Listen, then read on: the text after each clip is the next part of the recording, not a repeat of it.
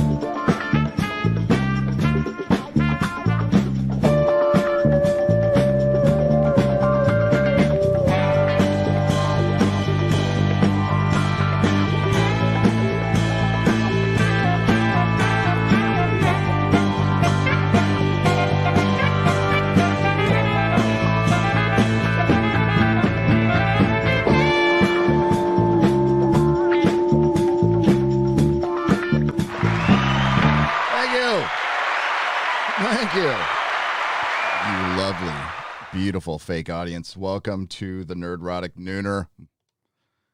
My name is Gary Beekler, and I come to you from Nerdrotic.com. Had to take a couple of days off to recharge the batteries after the week that was the canceling of Gina Carano. And yes, we're going to kind of bookend it and talk about where we go from here. Because honestly, I'm sure Disney Star Wars didn't want the news cycle to go on this long. And, you know, it's starting to die out, but it's kind of like, where do we go from here? I know where I'm going to go, away from Disney Star Wars. I have no problem doing that. But, you know, we'll talk about the reality of what will probably happen and what this accomplished. I think it's just more death by 1,000 paper cuts. That's going to take a lot of time, but let's see who's here. We're also going to discuss Superman and Lois, because I did see it late last night. And yeah, I don't know. I don't want to get too far ahead of anything, but spoilers, it was good. And more importantly, why it was good is what we need to talk about. Why it was good. Now, greatest thing ever? No, it's a broadcast television show, but it was good. And for CW, that's like, good boy. They actually were trying. Kind of reminded me of Arrow season 1 a little bit. Then we have a Lord of the Rings issue that I meant to get to like 5 days ago. That we're going to finally get to. I might ultimately do a video on it as well, but we definitely need to talk about, it kind of comes off of what I was warning about in my Lord of the Rings is Doomed video. And this one actually doesn't have anything to do with Lord of Prime, of Amazon, unless they listen to this group, which it's far worse. It's far worse than just being Jeff Bezos Amazon. It's the Tolkien Society. So we'll see.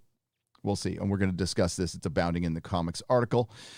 And little Snyder Cut stuff if we get to it. And God, there was a Doctor Who video I meant to get to during the whole Gina thing that I couldn't get to. So I guess we'll talk about RTD saying that the BBC is headed for oblivion. Much to discuss today. Because I'm sure some people are like, Gina Carano, really? But this was always bigger than Gina Carano, bigger than Disney Star Wars. And what Disney did, obviously, was validate cancel culture so it will live and thrive. And they're already on to the next person. They're going to go after Rosario Dawson. Now, will she get canceled? I don't know. If she comes out with an apology, that's probably pre-written by Disney Star Wars. Probably not. I don't think so. Chris Pratt is going to be somebody they're going to go after. Matthew McConaughey. There's a lot of people they can go after. They are far from done. They are far from done. Yeah, but wow, I saw an episode of television that I didn't like hate or made me want to pull my hair out or, just I had to stop. It had my attention. I sat through the whole thing. Yeah, it wasn't bad. But let's see who's here.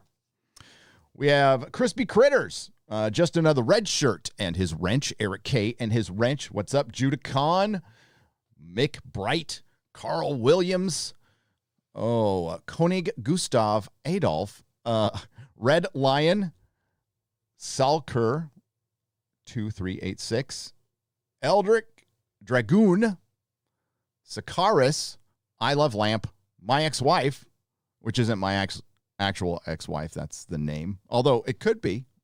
I don't know why she would tune in. She didn't like the sound of my voice when we were married. Al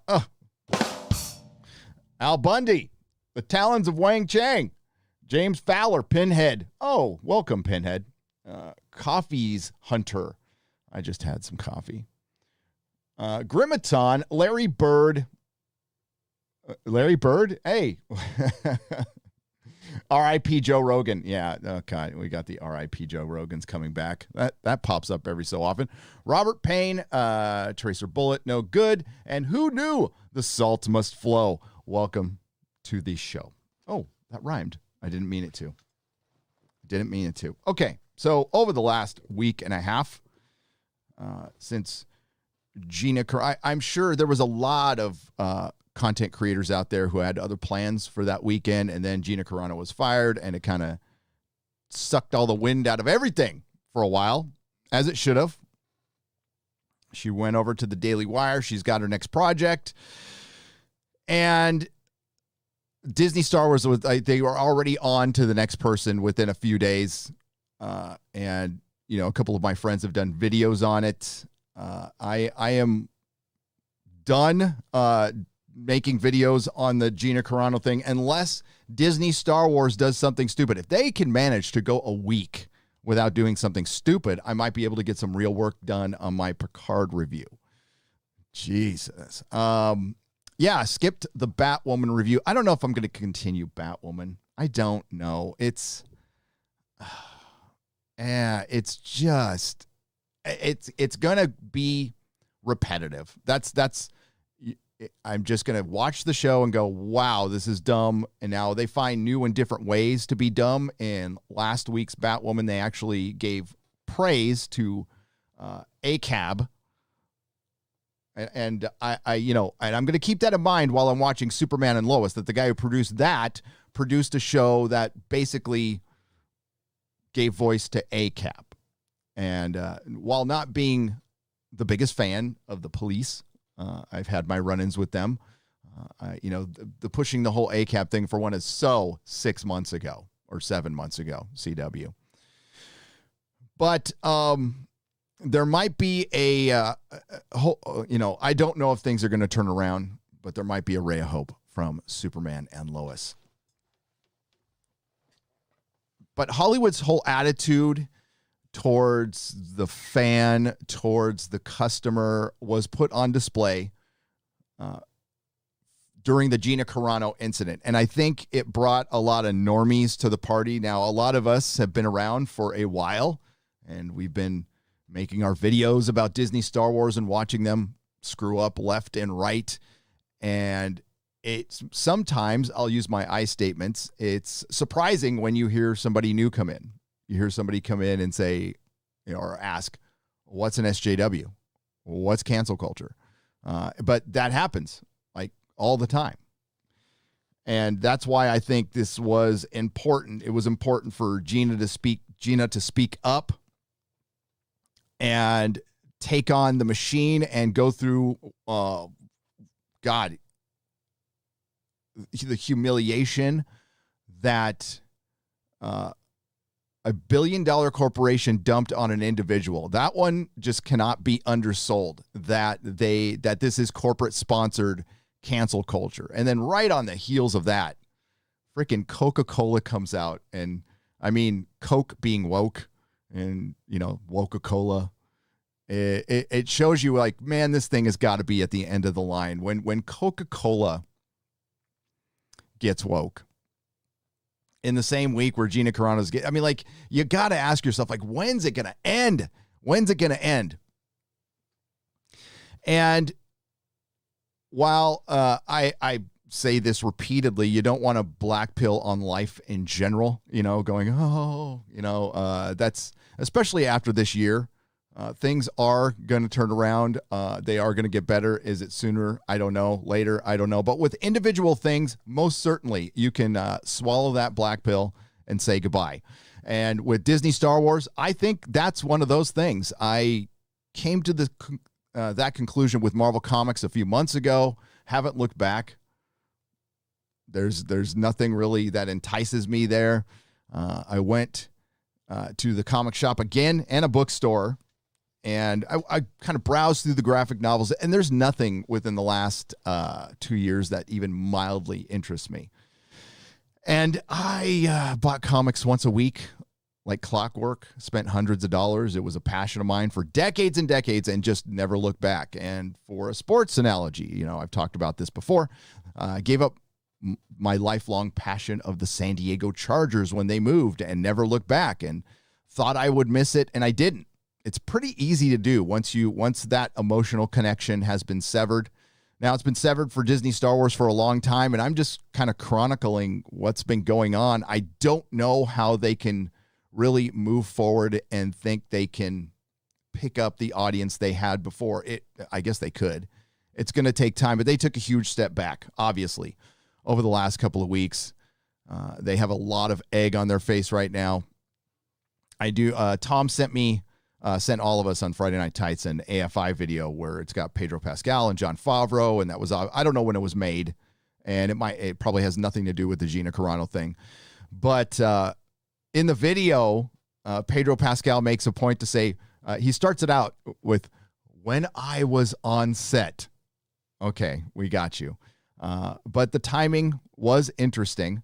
Excuse me. And I wouldn't be surprised. They are the one thing we did learn. We did get confirmation through the Gina Carano interview is they keep track of all this stuff. I don't know if they watch me or not, but they watch other people. They watch other people's videos, maybe mine. I don't know. I don't make as many, but maybe I know they watch the live streams, and no, they don't like this stuff. And I had heard that about Star Trek about a year ago as well.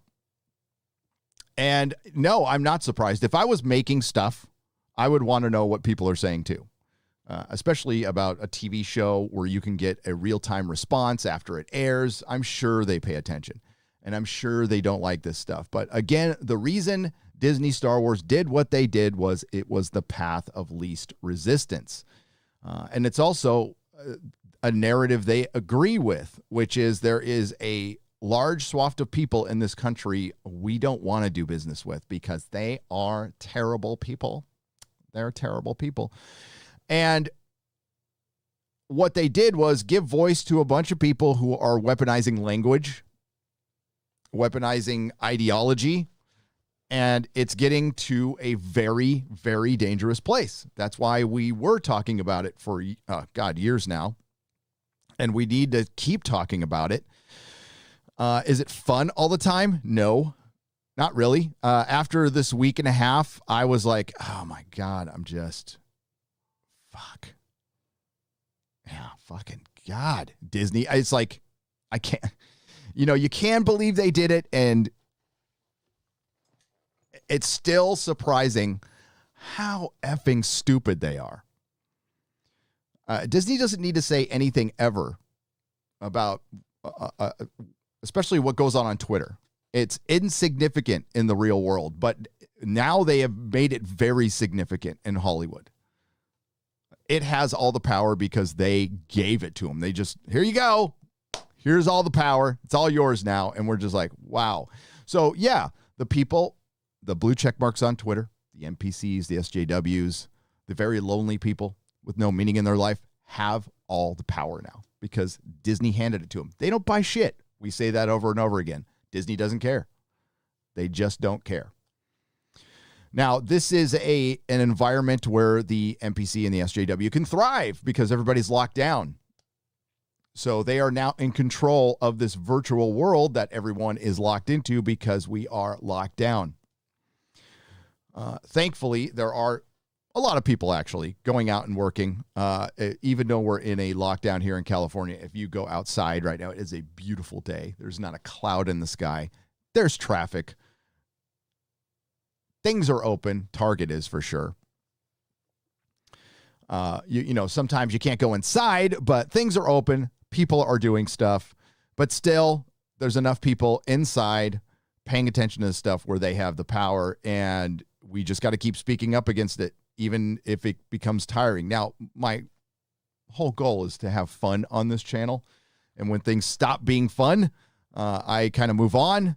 But in the case of Gina Carano, even though in my opinion, like I've kind of said all I can on this issue until something else happens, we just got to keep reminding Disney that they fired Gina Carano. And that is what's happening. And that is the encouraging thing. Everything they post, everywhere they go, just remind them. Remind them once in a while that, you know, because inevitably they'll virtue signal somewhere. They're all, oh, they did. That's right. They came out and put out something for the Lunar New Year, for Chinese New Year.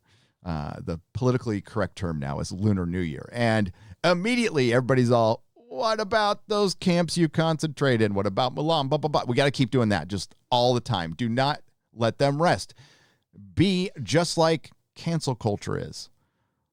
Except in this case, we're just reminding them. That's all, of their own actions. We're not actually pushing a false narrative, adding to a list of false accusations, which is what happened to Gina. But we can flip it because there's real allegations towards Disney, real things that they've done that we can constantly remind them on and embarrass them until they either come correct or I don't know. I mean, Disney's not going to go away. Excuse me. One moment. They're not going to go away. We're not going to defeat them. We're not going to hurt Disney Plus. Slightly wound, irritate a little bit. Sure. That's where it starts. And if cancel culture goes after somebody else, then, you know, we just remind Disney that it's because they made it okay. Like every turn, every time. Don't let them forget.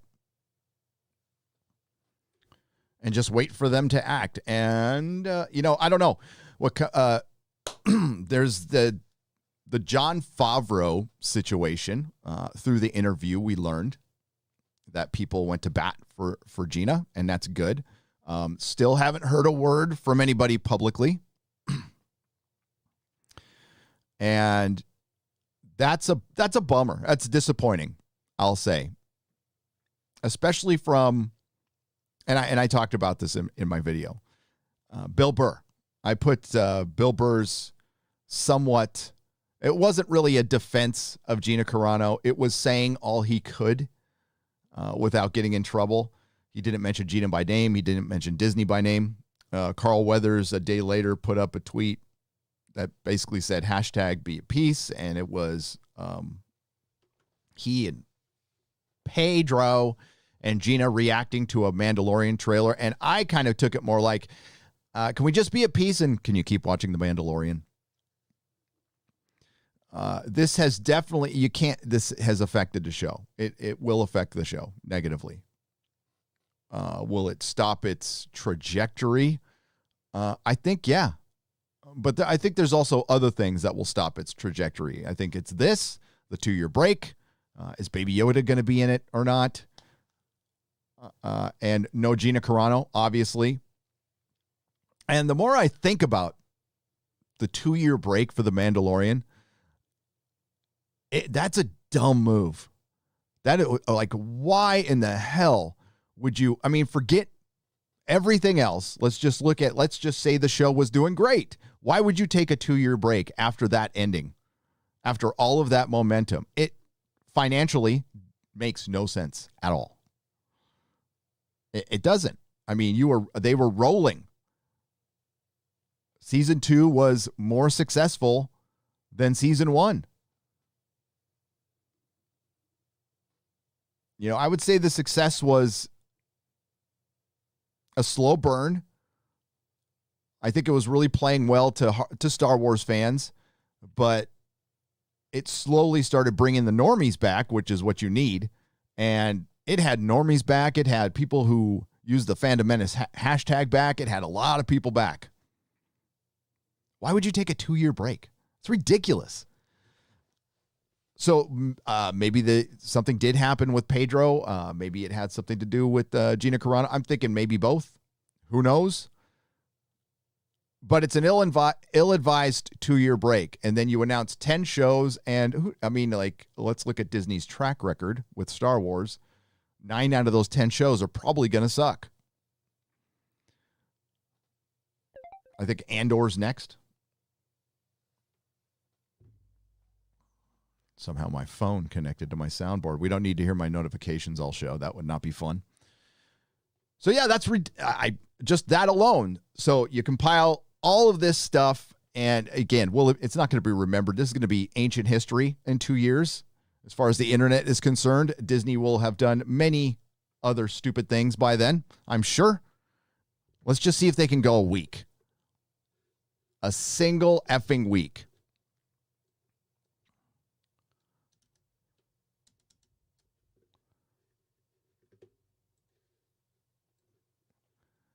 Now, Bounding put up an interesting article. This is what I wanted to start with, and then we'll get to Superman and Lois.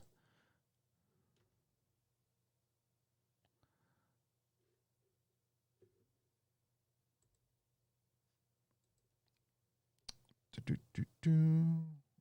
course, you can't see it now. Oh, we don't need to see. How did that pop up there? That's weird.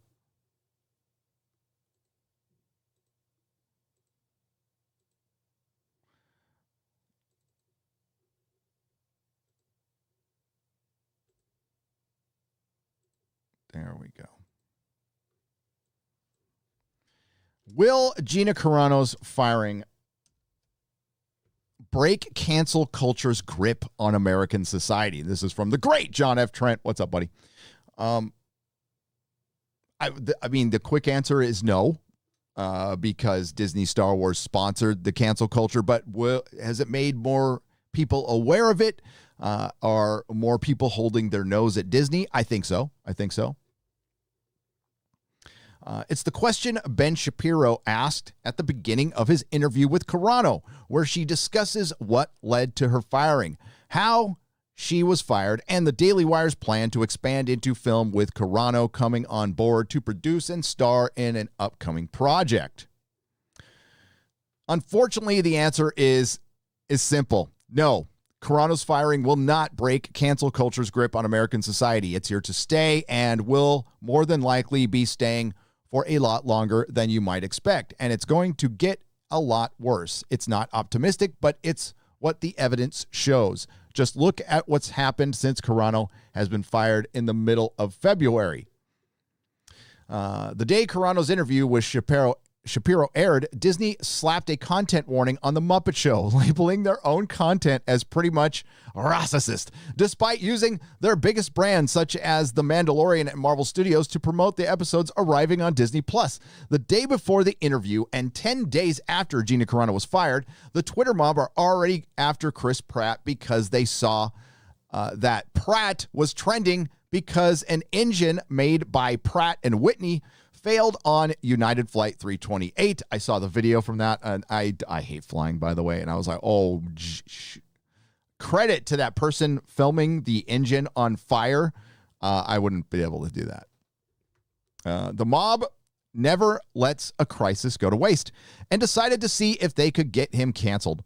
And it wasn't just Pratt. One person tried to cancel Jeremy Renner as well. Twitter user, I can't say that name, wrote, "What is Joe Biden's plan to fire Chris Pratt and Jeremy Renner from Marvel?" You know, when you hear this stuff and you say it out loud, you go, how can they have any power? And then you remember Hollywood is filled right now with bankers, with idiot bankers who don't watch any of this stuff, who don't pay attention to fandom. They go out and golf, sleep with their mistresses. I don't know, do a lot of cocaine. I don't think so. These bankers don't sound fun at all. Another wrote, Why hasn't Marvel fired Chris Pratt yet? Another, I love that if Chris Pratt so much as breathes near an internet connection, the girls are ready to let him have it. Foot on neck. And he loves it. He loves it. In response to this tweet, Twitter user, wow, that doesn't roll off the Cesario Kravitz wrote, what are we dragging him in today? I'd like to participate. Oh, Sear Kravitz. Oh, boy. People have been locked down too long. I mean, obviously. I'm here to state the obvious. That's what I do on YouTube. More recently, Gran Torino star B. Vang, who played Tao Vang Lore, has come out against the film, claiming it mainstream anti-Asian racism. The guy who starred in the film came out against it. Oh, boy. Vang wrote an op-ed in NBC News. Back in 2008, I starred opposite Clint Eastwood, and Gran Torino played the lead role in the tale of two people transcending their differences from an unlikely human bond. He added, it was a historic cinematic moment among people around the world, despite its copious anti-Asian slurs. Vang went on to state, at the time, there was a lot of discussion about whether the movie's slurs were insensitive or gratuitous or simply harmless jokes. I found it unnerving. The laughter and the slurs decided, blah, blah, can't you take a joke? Of course, today I shudder at the thought of what that meant. More than a decade later, the anti-Asian racism that once disguised as good-natured humor has been revealed for what it was, thanks to the Koof. Well, I don't know. When I saw that movie, I took it as showing the ugliness of it. I didn't really take it as a joke. Maybe I missed it. Maybe I missed it. But I always kind of saw it as showing, I mean, that's what it was. It was showing, you're showing this our authentic racist, old school guy. And at the end, they have a little human bond. And I mean, spoilers, and he dies. So, yeah, you know, that was 10 years ago. It seems so long ago. Like this is going to lead right into our Lord of the Rings discussion, folks, because this is if this is a trajectory that I believe a lot of Hollywood is on. And that's why Superman and Lois was very surprising, I will say. It's not just in Hollywood you are seeing it. Activists have ramped up, he writes, left-wing activists have ramped up their attacks on Hogwarts Legacy due to the lead designer, Troy Levitt's YouTube channel that criticized The Last Jedi, Brianna Wu, identity politics, and more. Yeah, and instantly made this Harry Potter game very, very popular. That's all it did. Comicbook.com writer Liam Robertson took to Twitter where he wrote, I know this is just shocking, but the lead designer of Hogwarts Legacy is Troy Levitt, a far-right YouTuber who used to make anti-feminist ad pro GG vids. Man, this far-right stuff needs to stop. Even Seth MacFarlane came out and almost made a good statement, and he lost me at the far right, which we'll talk about. So now everything. Now, if you're centrist, you're far right. If you're classical liberal, you're far right. This is pushing the narrative. You're not helping anything.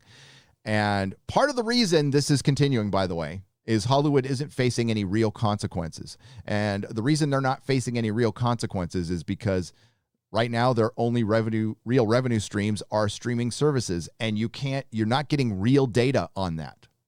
There's no real data. It's not the data you would get from a movie flopping over the weekend. Even Nielsen data isn't what it once was. You know, Batwoman was just readjusted. It was under 500 million, they wish, 500,000 viewers. But the thing is, there's digital viewers. That's just overnight. Then there's the CW seed and stuff, and it's actually another million on top of that. So it's like 1.5 million. And that's what they're relying on now. So there's a lot of weird Hollywood economics that they can now attribute to their actual viewing numbers. And let's be clear, when somebody's watching something streaming, how many people watch a show or a thing from start to finish all the way through for a solid hour? Very few, under 13%.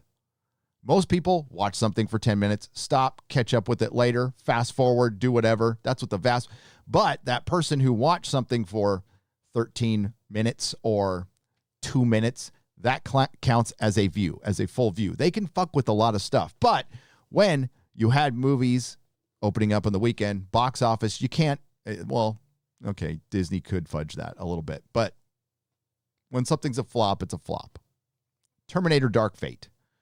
No Time to Me Too. When that comes out, if it's Me Too James Bond, that sucker will flop. Wonder Woman 84 would have been a flop. It probably would have had a very, very good first weekend and just dropped like 80% the next weekend. That real-time stuff is out there. So Hollywood has no real way of knowing what the taste of the customer is. So they're going to project. They're going to feel free to project. Now, again, the power that cancel culture has is from Disney and Twitter. Obviously, Twitter. People on Twitter. And I would love to just ghost it. And a lot of times I do. There's a lot of stuff I don't talk about. It's not worth talking about. It's not worth shedding a light on it. It'll only make things worse. But this one we need to talk about. This one we can't let go. It's already a problem that we've let fester far too long.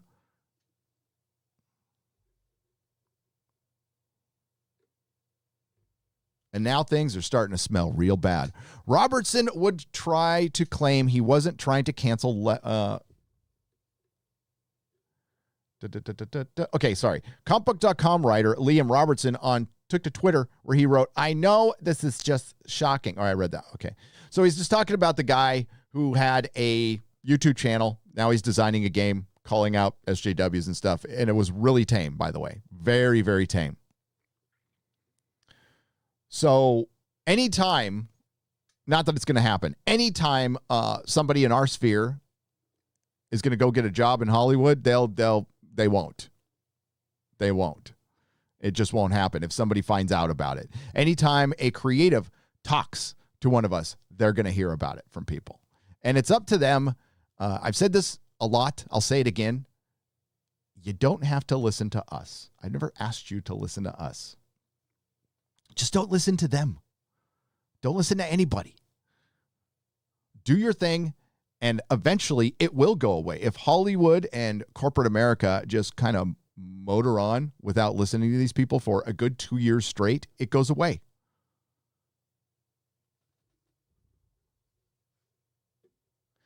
He wrote, "I want to make it clear here. I am not trying to cancel someone. I just want to let people know this because I feel it's something people might like to know before deciding whether to support this project. This is all public information and there are for anyone to find." Yeah, well, I mean, there's J.K. Rowling too. She's going to make money off this. Do you want to support her? So I'm sure pre-orders went up. Now, John talks about Mr. Day and his book, SJWs Always Lie. I'll say up front, not the biggest fan of Mr. Day. But in his book, he says, SJWs Always Lie is a truism because you cannot make social arguments without purposefully omitting crucial facts. You cannot, in other words, be a social justice warrior in good faith. And that's true. And see the difference? I might not like somebody, but it doesn't mean like one specific paragraph or sentence they say, utter, or write isn't wrong or right, you know? Soon after Levitt's tweet, Kotaku ran an article titled Hogwarts Legacy Lead Designer Used to Run an Anti-Social Justice YouTube Channel. In the article, they imply Levitt has infected the game with an anti-feminist agenda. Are you kidding me? Are you effing kidding me? So J.K. Rowling is, whether you like her or not, is a multi-billionaire, very successful writer, captured an entire generation of kids that grew up with Harry Potter, and the novels grew up with them. And that's going to last longer than Star Wars in a lot of cases with these people. And it's kind of that generation Star Wars. She's said some really stupid shit before. Some really stupid shit. I've said stupid shit too, but she says some really stupid shit. She has especially on the immigration, when she has I believe a mansion with 18 bedrooms. 18 bedrooms. I wouldn't, who would want a house with, that's a lot of cleaning. That's a lot of cleaning. What do you need 18 rooms for? Unless like you're running a feudalistic society, maybe. But no. I digress. But she has come out and been a real feminist, which is about, women. Not third wave intersectional.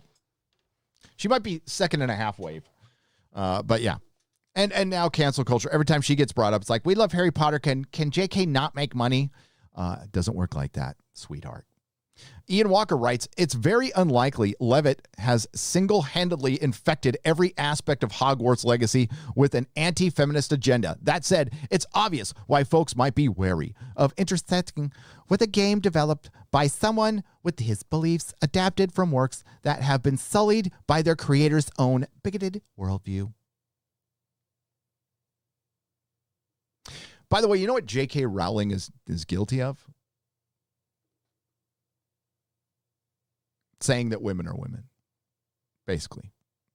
Science. Usually, so the people who love to run out and say, you're a science denier, she was just, and this is going to become a bigger issue as time goes on. Trust me. This thing is smoldering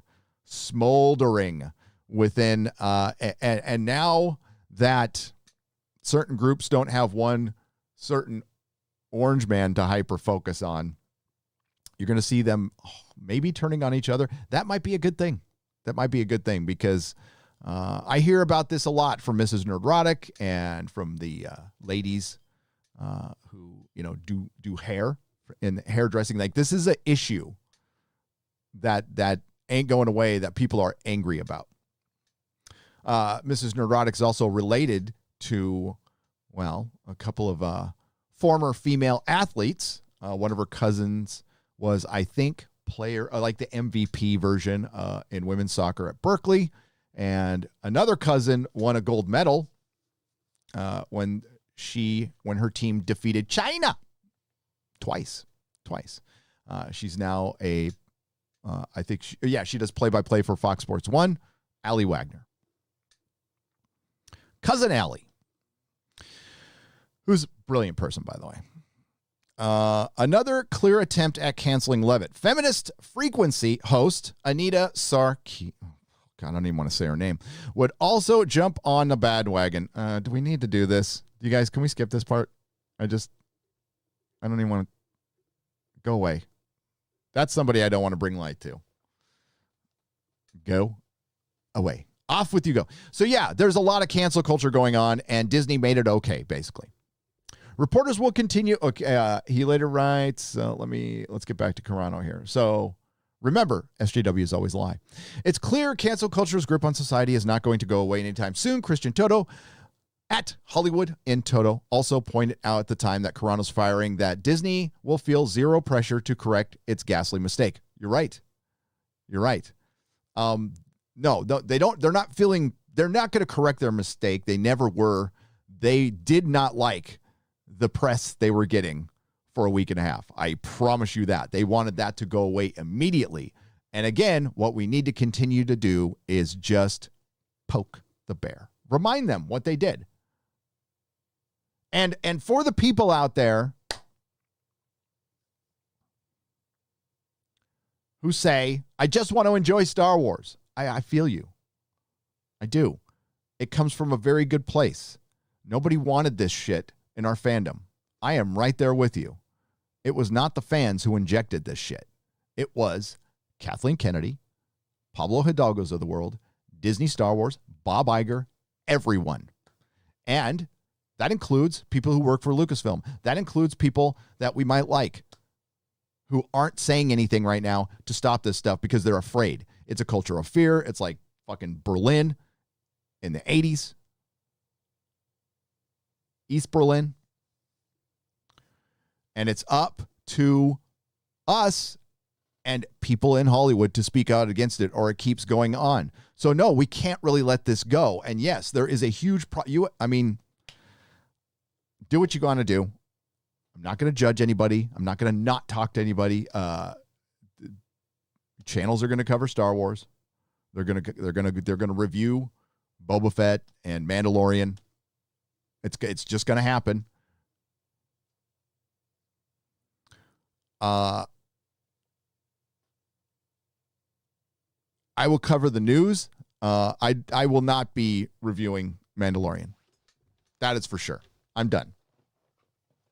I'll cover news about Disney Star Wars. I'm probably going to peek in at Boba Fett. I don't suspect it's going to be very good, but I could be wrong. But it won't matter. It won't matter, because even if I did do a review, I would go, it's okay, but I wouldn't recommend you see this because this is a company that promotes cancel culture, works with Winnie the Pooh. That's what I've been doing for the last 2 years. Haven't been a Star Wars fan for since The Last Jedi. Won't be one again. I don't care if they erase the Disney trilogy, resurrect Carrie Fisher, Gary Kurtz, de-age George Lucas, have him come back and write a proper 7, 8, and 9. I'm not coming back. I'm done. I don't give a fuck anymore. Reporters will continue to distort and outright lie about her tweets to make sure the journalist's record remains squarely against her. Call it fake news, the sequel, and then we'll move on to the next cancel culture atrocity. He's right, and that's what we've been saying. They just validated a lie. They validated cancel culture, so now it's up to us to point out their lies.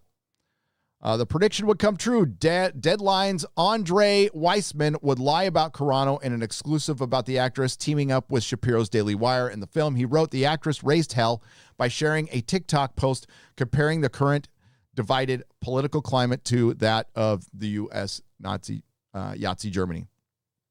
The post does not mention the United States. It simply warns how people hating their neighbors can lead to extreme violence. It was a warning. They are disingenuously pointing this out. And listen, it wouldn't matter if Gina came out and posted that and then said specifically what she meant, which she has said over and over again. They would just push the lie. Weissman would also claim that the image was scrubbed from the actress's Instagram. It was posted to her Instagram story. The posts are time limited. It wasn't scrubbed, an outright lie. Thank you. Now, maybe Weissman doesn't understand Instagram, but my guess is he's a fucking liar. We already had to deal with another lie. We had a young lady, young Miss Nugent, came out and said Gina Carano started Cancel Disney Plus, which she didn't. I corrected her on it, and to her credit, she said, "Oh, sorry." Now, could she, the slightest bit of research could fix that, but I don't know. And if she's genuinely sorry and she came out and fixed the mistake, then, I'll let it go. If people own their shit, that's cool. I don't know for a fact, though. Discussing film, that should be the name of their website, who engaged in the canceling of Carano, would also distort and lie about the facts. In an article posted on February 13th, written by Michael Slavin, it claims proud Republican conservative artists are found aplenty in the Disney family. The brand has kept conservative actors like Tim Allen, John Ratzenberg, and Chris Pratt employed with little to no problems. Was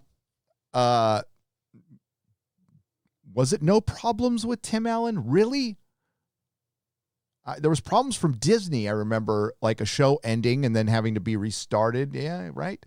John Ratzenberger, I don't know. Chris Pratt, has he come out and said he's conservative? Has Chris Pratt come out and said he's conservative? Do we know that? You want to know why there's no problems? Disgusting film. They're afraid to say anything. Tim Allen is no longer voicing Buzz Lightyear. He has been replaced by Chris Evans. They are constantly trying to cancel Chris Pratt. And Ratzenberg's most recent role in a Disney film is from Pixar's Soul, where he voices Guy on the subway. IMDb says it was uncredited. Slavin then adds, the difference, of course, is that none of these people have ever done anything as far as comparing their self-described oppression to the Holocaust. Well, again, it was just a warning. It's a disgusting claim that completely erases the Mandalorian actor Pedro Pascal's tweets comparing the Donald Trump supporters to Yahtzees. Remember, SJWs always lie. And what did Gina say? I'm going to paraphrase. You're trying to destroy me with lies when I can destroy you with the truth. But the truth just ain't what it used to be, ladies and gentlemen.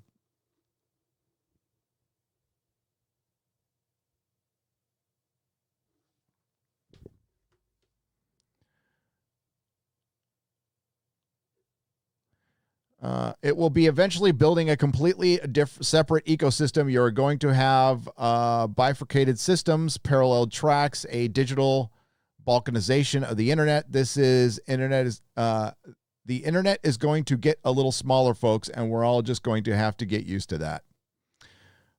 We are no longer going to have the open sandbox to use gamer technology. It's not going to be an open sandbox anymore. It's going to get tighter. Concentric circles. I hope he's wrong.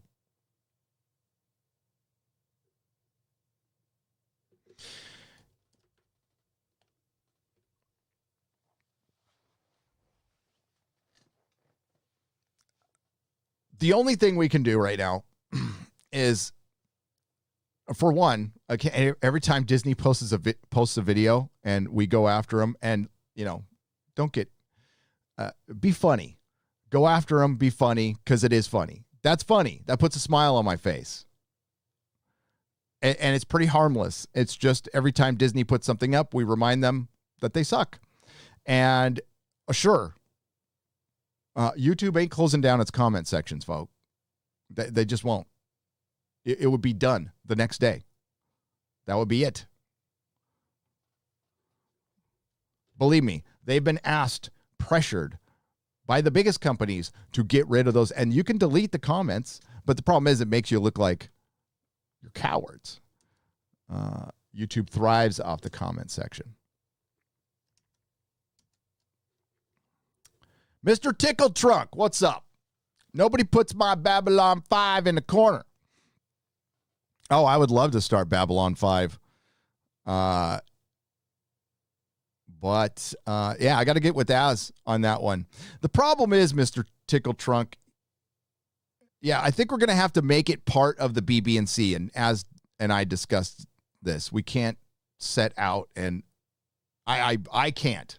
I cannot make another commitment for anything right now. I'm going to have to dial back my commitments very soon here because I'm going to be, I'm leaving California, which is funny. I took the last 2 days off, right, to finish my office. It wasn't finished yet. So you see all this behind you, like everything over here. I hadn't finished soundproofing or anything. Probably didn't need to do it, but, I just had to finish. It was OCD. So I finished. I finished my office, and I'll show you a video soon. But we're gonna make it part of the BB&C, Mr. Tickle Trunk. So we'll probably start it. I don't know. I can watch the first episode this week. I got to talk to Az. Thank you for the 2 Canadian pesos. Hey Gary, I was diagnosed with cancer a couple of weeks ago. What? Tracer bullet for $50? What? Turns out not to be as dire as we thought.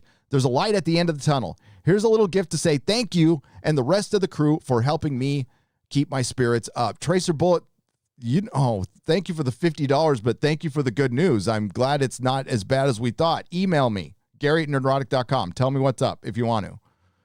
I wouldn't wish that on my worst enemy. And there was people, actually, sorry, I've got to close a window.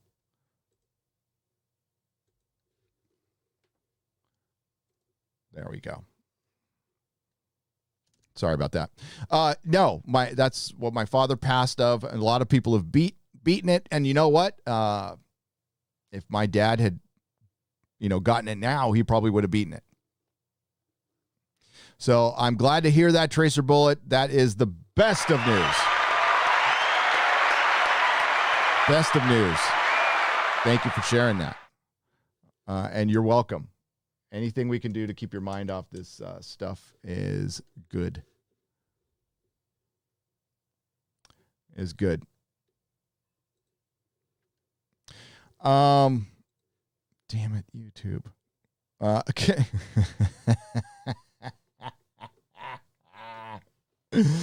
Oh, sorry. I just saw the guy changes the name every time, and it's just Kinnell's well-trimmed pubes for $5 says, "Hail, Gary. Hail, chat. That is all. Hail to Kinnell's well-trimmed pubes." Hey, I'm getting a little notification that there might be some buffering. I don't know why. So if it happens, just refresh. Let me know in the chat if it's actually happening or not, because I don't know. I got these warnings last time and nothing happened. Jubs McGee, welcome to the proto-molecule level. I appreciate it. Thank you. Chris Danilin for 5 Canadian pesos. Hey, Gary, I'm a huge fan and I work on The Expanse. What? My Expanse ship scales video hit 100,000 views. I hope you are well. Congratulations, Chris.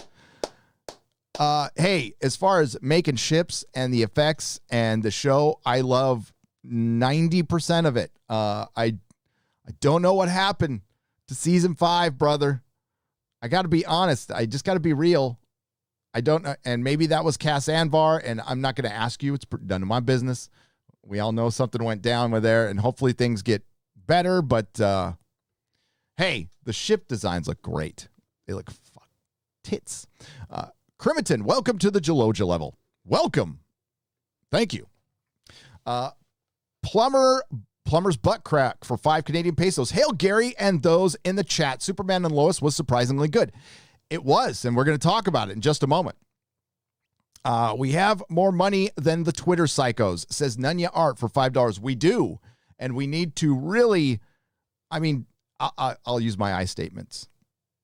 I will focus my money on, I will spend it on places that aren't filled with identity politics, like, I don't know, like the Snyder Cut.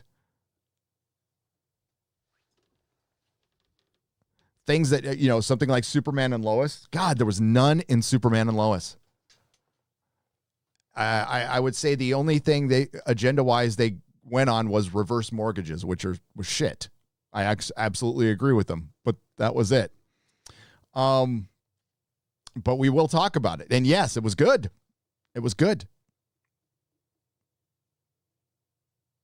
And I was surprised. Shadow Persona, welcome to the proto-molecule level. Thank you. Adrian Barra for $5. Hail, Gary, if you're looking for areas in Texas, I think you'll like the greater Houston, i.e. Pearland. It's far enough away from the main city. Yeah, as long as it's far away from the main city and I can still hook up internet. Now, we have Elon Musk's, what's it called, Starlink, right? That might be a solution. Saw Jeremy from the Quartering talk about it. Yeah, Mrs. Nerdrotic and I are going to move to the country, and we're going to eat a lot of peaches. That's what I said before. Max Santiago, Gary, watch My Hero Academia. Trust me, you'll love it. Stop watching trashy shows. LOL, I respect the heck out of you. Thanks. Well, once they stop making trashy shows.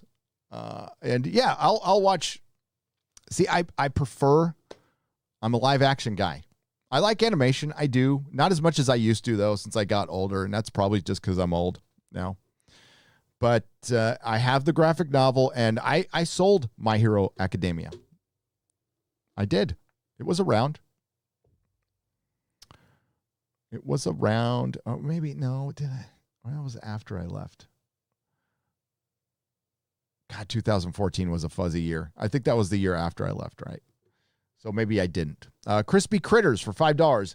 It's Disney. Of course they'll do something stupid. Yes.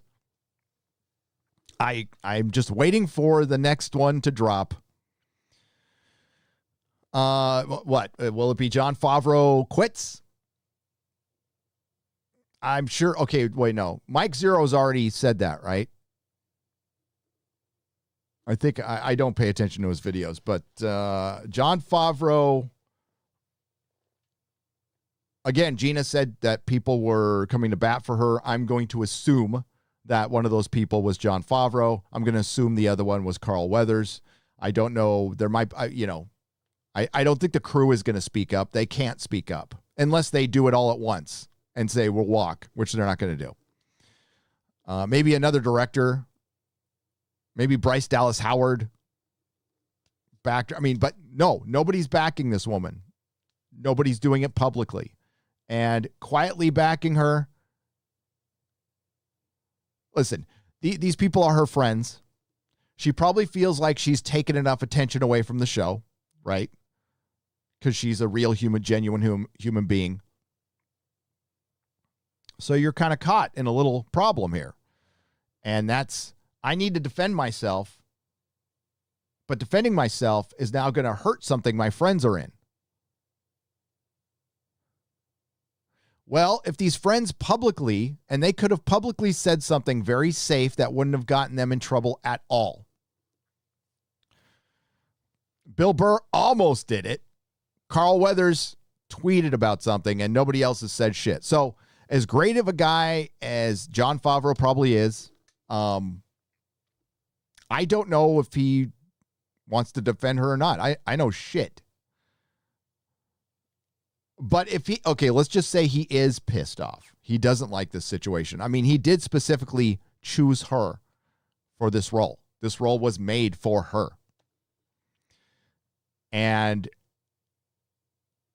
Jon Favreau was just overpowered on his show. It now derailed his show and other plans he had.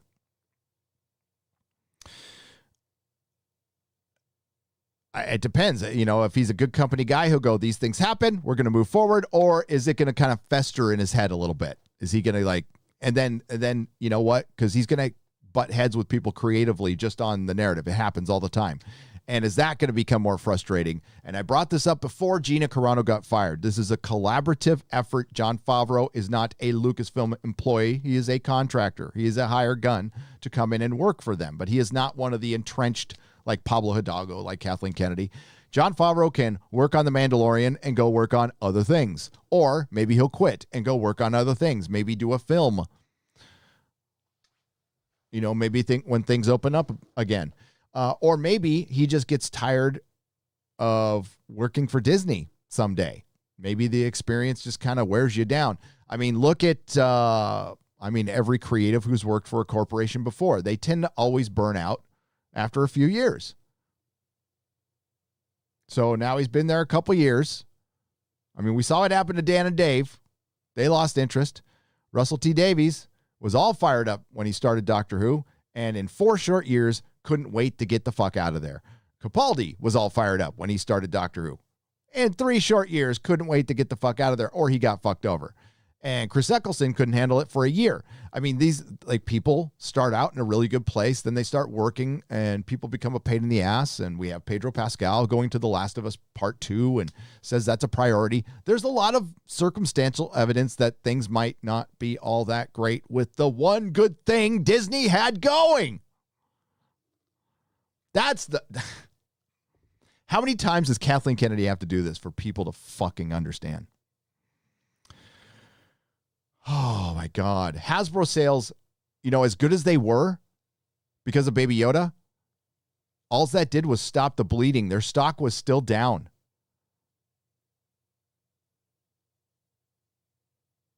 They're just cranking out the classic shit. I mean, that's basically what Doctor Who's been doing for about 3 years, but there's a shelf life on that. You can only crank out the classic shit for so long until your new shit starts affecting the classic shit. And we are well into that with Disney Star Wars. We're well into that with Doctor Who. Oblivion. Again, I need to talk about this. There's black pills for life, and there's black pills for your individual property that has gone down the identity politics highway and gone past the point of no return. So you could take your little micro black pill for Disney Star Wars. I have. It's done. But life in general, all of entertainment, no, there's still hope. Things are going to turn around. It's just going to be new shit. Hopefully there'll be something new. I've found all kinds of stuff I enjoy through all this. It's been going backwards. I tweeted about it yesterday. Fucking Witcher books. Where have they been all my life? I love them. I now love them. I started out kind of tepid, but now that I've read more and more, I freaking love them. I'm reading them over and over again.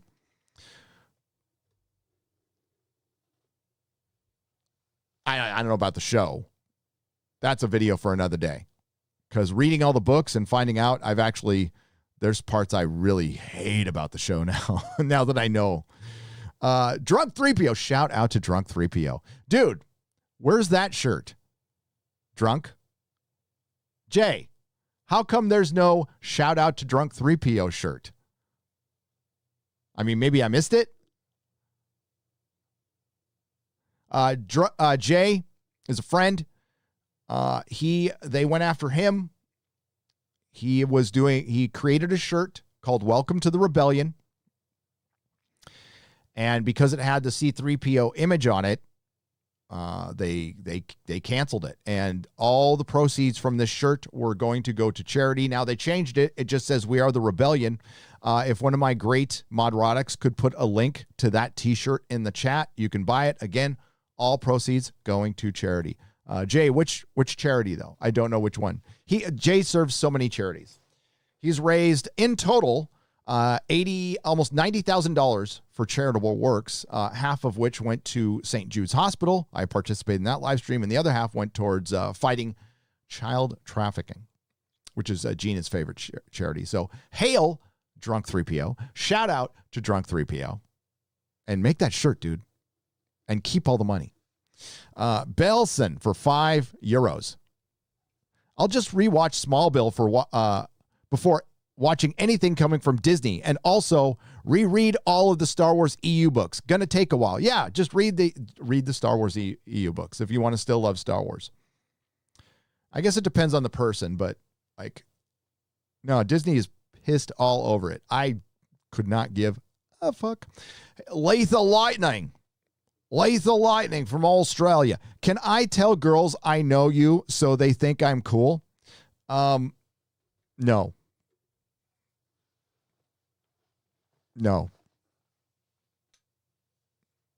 Once you start capitalizing no, just kidding. Of course you can.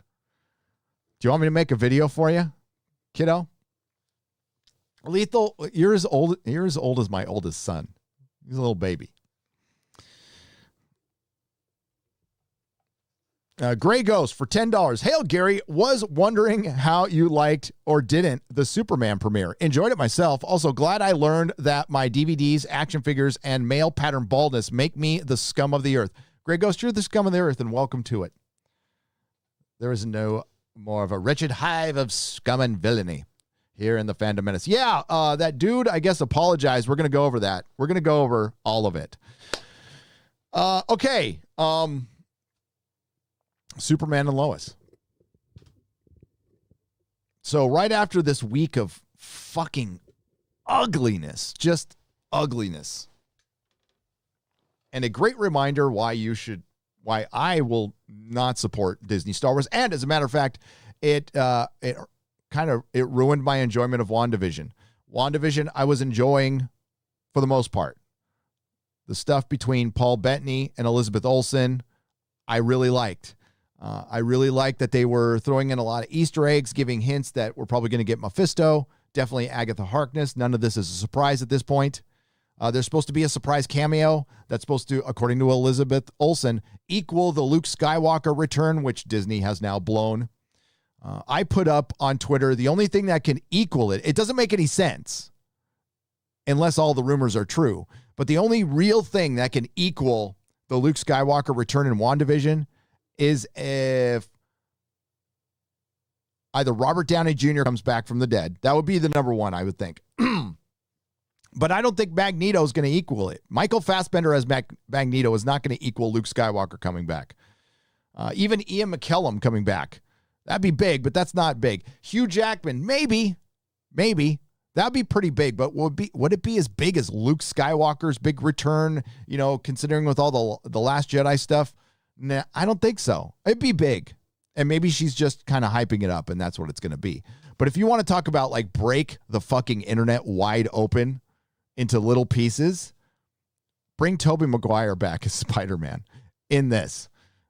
Since that's supposed to lead into Doctor Strange, which is being directed by Sam Raimi, and there's been rumors that Spider-Man's going to be in it, and they're going to do the multiverse shit too, have Tobey Maguire come back in. That would fucking destroy the internet. Won't happen. But if you want, somebody asked me in the Super Chat Square what would equal it, and that would equal it. That would surpass it, in my opinion. Okay, Superman, Lois. Yeah, it was good. I was waiting for it to go like completely woke and hear Lois complain about the wage gap. So let me backtrack a little bit. The first time I ever saw Superman, I didn't watch Supergirl. I watched the first season of Supergirl. It was shit, and I never watched it again. I know they introduced Superman. I've never been a big fan of this guy as Superman. He's always been a little too skinny. I don't know. I wasn't. So I checked out the crossover, the Infinite Crisis crossover. And I popped in right when it was the crossover first. It was the year before where they fought all the Yahtzees from space. And I tuned in for the Superman and Lois scene, and they're on the farm, and Lois is coming out, and the first thing she does is complain about the fucking wage gap. The highest paid, most famous reporter at the Daily Planet is complaining about the wage gap, the non-existent wage gap, by the way. If you want that wage gap to improve, by the way, ladies, sanitation, construction, that can fix all of that. We need more women, mechanics, and I'm being serious as hell. Those are very high-paying jobs. Tesla, like I said before many times, was dying for women mechanics, female mechanics. And I mean, the work isn't as hard. I mean, you got to carry more tires than usual. And they do drop those, God, I don't even know how much the batteries weigh on the bottom. A lot. But you have, you have a lot of equipment that can help you with that. It's, make $100,000 a year. $100,000 a year. And $100,000 a year in Wisconsin is pretty fucking good. Or, in other states. $100,000 a year in the Bay Area is like, lower middle class. But I digress. So I start this one, and it already tonally looks completely different. And I'm like, wow. And from the trailer, it looks like CW's like, all right, we've got our cookie cutter shit over here. We're going to actually try and make a television show now. And I would say that Superman and Lois is upper tier for broadcast television. It's nowhere near a streaming prestige series, but it's Friday Night Lights meets Superman or meets Man of Steel. So if you're a Snyder fan, you're going to like some of the tone from this and like what they did. They fixed the costume. There's a scene in the beginning. Holy shit. It was great. It was fucking great. Taken right out of A Man for All Seasons, and Tim Sale, Jeff Loeb. Great. A Superman for All Seasons. I'm paraphrasing the title there, but a great book. And they redo like action number 1. They've got the Fleischer costume, which, I mean, go back to that. That is such a dope costume. It looks so good. And so he starts out, gives his origin a little bit. Pa Kent dies. And it shows, him rescuing a kid with a car, and the kid's all, cool costume. And he's all, oh, thanks. My mom made it for me. And he takes off. And like all of a sudden you can sense a different tone. Like they're not clowning Clark for being that. They're showing this. Now, the one big difference is they're making Superman kind of they're saying not a great father. A bad father. But if you first hear that, you're going to go, God damn it. Another bad father. Sorry, Father, for taking the Lord's name in vain. Even though I'm not a religious person, he's taken me to task for that one. So, Father, sorry. Another bad father. It's become such a trope in Hollywood. I just roll my eyes at it. But it's different in this one. Because you can, Clark Kent is a good guy. But how do you balance, having a family and saving the world? So they talk about the twins. And they have twins. And I think eventually they're both going to have powers. But right now one has powers. And it was a mystery who was the one. And the kids didn't know. Now you're going to ask yourself, how did they not know their dad was Superman? And you're just going to have to roll with it. I've always liked the idea of there's a perception filter with the glasses, but with your own kids, that would be tough. But we're going to roll with it. I don't know the actress's name, the one who plays Lois Lane. They most definitely cast her to look like Margot Kidder, to be a Margot Kidder-esque Lois Lane. And it works for the most part, like really skinny. She needs a cheeseburger. Just saying. Curves. But she was good. She was good. Now, I put up on Twitter last night my favorite Lois Lanes. Erica Durant's, Noelle Neal's number one. Noelle Neal is number one. Of course, Margot Kidder and Terry Hatcher. They're all great. But this one's pretty good. But I like the guy playing Superman now. I thought he did a very good job in this. And what it didn't have is your CW tropes. Now, certainly, yes, there's feelings in cornfields. There's feelings in farmhouses. And again, this is going to be, a superhero show with angsty teenage drama. And I'm not the biggest fan of that, but I was engaged. They didn't make the kids terrible. One of them has one of their twins is a jock, and he's a good kid, and the other one has social anxiety. He's got some diagnosed mental problems. And it's tough to deal with. And it depends on how the CW treats that, I as a father myself, right? And my two boys couldn't be more different. And sometimes kids are just kids. I'm not the biggest fan of diagnosing every single social thing. Some people handle growing up a little better than others. If you want to put a name to it, just fine. My kid is special needs, but he's not like he's a perfectly functioning kid. Learns in school. He's I would say he's a little awkward sometimes and strange, just like his dad was when he was a kid. But they have he definitely is on the spectrum, we'll just say. But, handles it like a champ. There's nothing wrong with them. But as a father of a kid like that, knowing that he needs a little extra special attention, especially these times, it seems like they're handling it pretty well, as well as Hollywood can, okay? And again, this isn't Shakespeare we're dealing with here. So it starts out really great. They go over his origin. They show some cool Superman stuff, but like once that stops, once he turns into Family Man, it almost turns into a different show. So you have two different shows here. You have Friday Night Lights and Man of Steel. It's not like they mesh very much. I don't want to spoil too much for you if you haven't seen it, because I do recommend you watch it, and it's free on CW on the app. So you can watch it for free. The cringy part was the special afterwards, which we're going to talk about. So they're in Metropolis, and they're trying to make their way, and one kid's having a hard time. One kid isn't. Neither of them know he's Superman. We have Lois's dad, General Lane, is working with Superman. There is a mystery of somebody damaging nuclear power plants. We don't know who it is, but this person knows how to write Kryptonian, so that's a bit of a problem. And then they're, oh, what the hell? I'm going to spoil a little bit. Sorry, there's just no way to do this without spoiling it a little bit. But they have to, well,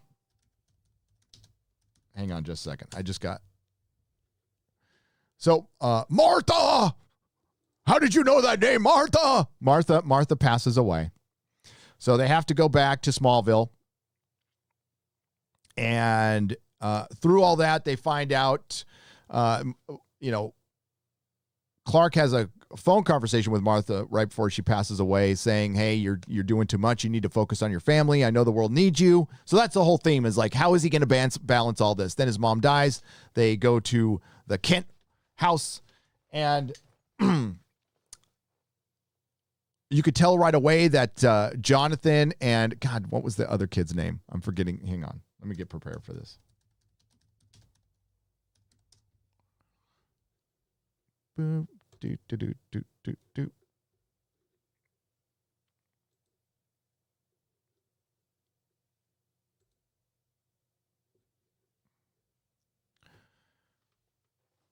That's right, Jordan.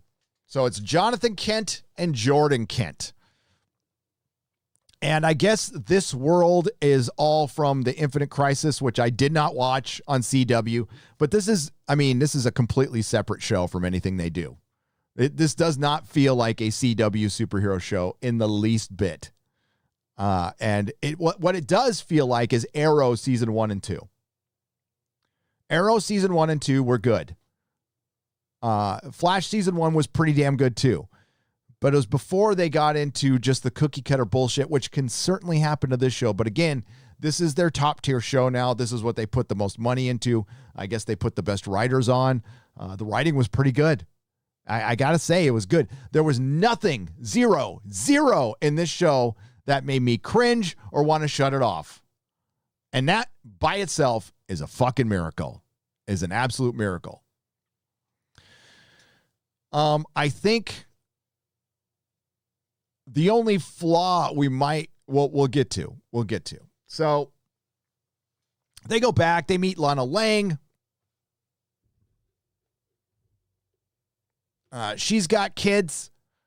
She works at the bank. You find out that Martha Kent had a reverse mortgage. By the way, Morgan Edge is buying out all the media, and media is dying, and they do reference that, which is pretty good. And it going to digital media. Clark Kent got fired right before his mom died. So the world's kind of piling on poor Superman there. Plus, one of his kids hates his guts because the kid can sense that he's lying to him about something, which he is.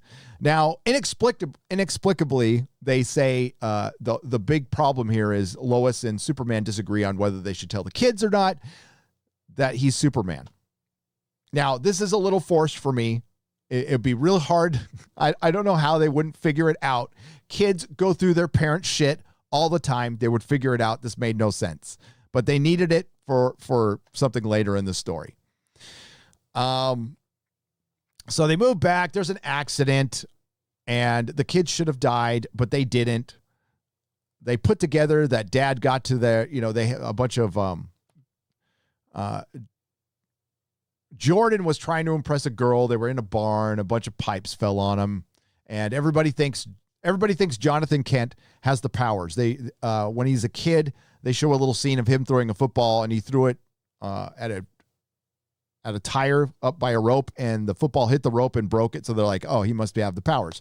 Well, it turns out Jordan has the powers. We're just going to cut to the chase. And we find that out through a couple scenes. Now, I think, and I'm not going to go over I'm not going to break down. I'm just going to tell you what I think and what was good and what was bad. What was really, really good was the superhero stuff. They shot it mostly at night. There was one scene where Superman had to, there was a nuclear power plant that was melting down, and he goes out to the ocean and he blows on the ocean and creates an iceberg and carries it back to cool the plant. That was cool as fuck. That was a Superman moment. I loved it. You could tell General Lane, even though he's working with them, is going to be a little problem in the future. I don't know if he's going to be as big of a problem as he was in Smallville. By the way, I'm a huge fan of Smallville. Massive fan of Smallville and Lois and Clark. I like all the Superman shows. I really do. I remember Superboy. I watched that one. My earliest memory was watching George Reeves in Superman. So I like all the Superman shows. I'm a huge fan of Superman. That's probably why I like this. So yeah, there was that scene. The stuff between the boys, the teenage angst stuff. I think it'll be good if they don't focus too much on, like, if they get like all about relationships and love triangles and like once in a while is fine. I fully expect it at CW, but if that becomes the pure motivation of the show, I won't be able to sit through that as non-woke and non-filled with identity politics as it is. That stuff just bores the shit out of me. That's why I like, superhero movies and shit with wizards and guns and drug deals gone bad. Now, I'm still waiting for my wizard movie with the drug deal gone bad, but, someday. So they're going back. They decide to stay in Smallville and focus on the family for the kids. The kids find out that dad is Superman. That was a really good scene. He kind of picks up the truck to show them. They're like, "You're not Superman." And the kids don't take it well because they were lied to. A little bit of that seems forced, especially with Jonathan, who's the good kid, the level-headed kid. But every time a situation came up where CW would go, "We're going to go woke," or "This is going to be forced drama," or something fucking stupid happens, it gets resolved. And you can tell, and they say this a lot, that the whole point of this show is to not be filled with nihilism and postmodernism and all the divisiveness that Hollywood has injected through all of our favorite intellectual properties for the last few years. They consciously decided, we're not going to do that with this show, at least with this episode. I can't say I've only seen one episode, but it really does look like they're holding back. Like maybe they have a rubber band on their wrist and every time they're about to write something woke, they snap the rubber band. Will it last forever? I don't know, but I am thankful it happened in this show. And I've got to say, like, good job. Good job. Nobody ever asked to have one side's politics or the others put into a show. Just make a TV show. It's like it was made in 2013. That's what it felt like. Felt like a show made from 2013. And I mean that in the best possible way. In the best possible way. Now, is there a little bit of kind of what, with the praise of The Mandalorian? A lot of it came from, it was just Disney not being Disney Star Wars. So we're going to praise it for that. Is there a little bit of that? Yes. Yes. Absolutely. Again, they're trying to, I think it was pretty well paced. And I think the only potential problem it wasn't in this episode was some of the teenage angsty stuff. But it was well placed and they didn't hang on too long with it. Lois is Lois, but she's not Lois at the expense of Clark. It isn't Kent. He's a kind of a normal dad, and he's like questioning himself. And this is the one interesting story that they haven't told on television. Now, if they do it realistically and don't turn this into a Lois is amazing and Clark is just a fuck up every time, then I don't know. I mean, the major problem in this one and going on is going to be Clark going out and saving the world, and he has to decide at what time does he have to prioritize his family. Now, the general was right, and he says it in the first episode. He's like, you don't get to have a normal life. You married Clark Kent, but you also married Superman, and Superman doesn't get to have a normal life. And no, he doesn't. That's something Spider-Man, that's something Batman knows pragmatically. Batman's accepted it. I'm not going to, that's why him getting married to Catwoman is fucking stupid in the first place. But yeah, they don't get to have a normal life, but it's interesting to see how this plays out. And you would think, I don't know. I just, kids can be kids, right? But it's like, yeah, your dad just saved, a bus full of children. I don't care. He didn't make it to my soccer game. It's like, I don't know. I don't know how much we can do that. But it was well paced, and we do have a superhero situation. So we have, Lois trying to deal with keeping the family together, Clark having to deal with being a dad, going out and doing Superman stuff and dealing with the family. Then we have the two kids finding out they have powers, and then moving to a new town. Lana Lang's daughter kind of has a crush on Jordan. Jordan has a crush on her. She's got a boyfriend. You know how it goes. And it was just fracking normal. There was no real world issues injected in it. Of course, the Access media is probably going to bury it over the next week. I think I saw one article. Somebody sent it to me. Screen Rant was saying, a CW Superman and Lois ignored our calls to make John and Martha Kent diverse. And it's just like, oh my God. That's why I said, ignore them. If you're going to ignore us, ignore them and just make stuff.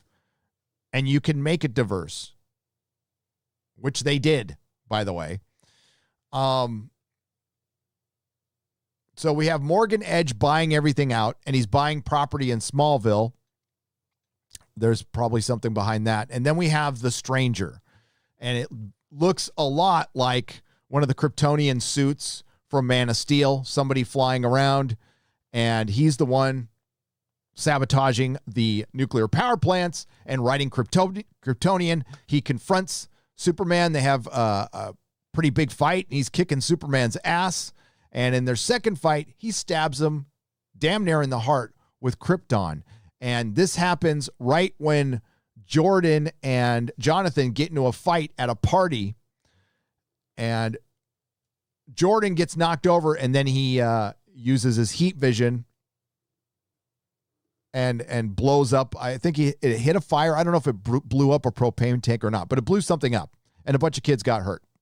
So while Clark is falling to his death with kryptonite in his pec, there's a little beeper Lois has, to get him back. And she's like, Clark, we need you. And it kind of wakes him up because he was just falling and unconscious. He pulls the kryptonite out and he flies back, and they find out that, young Jordan has powers.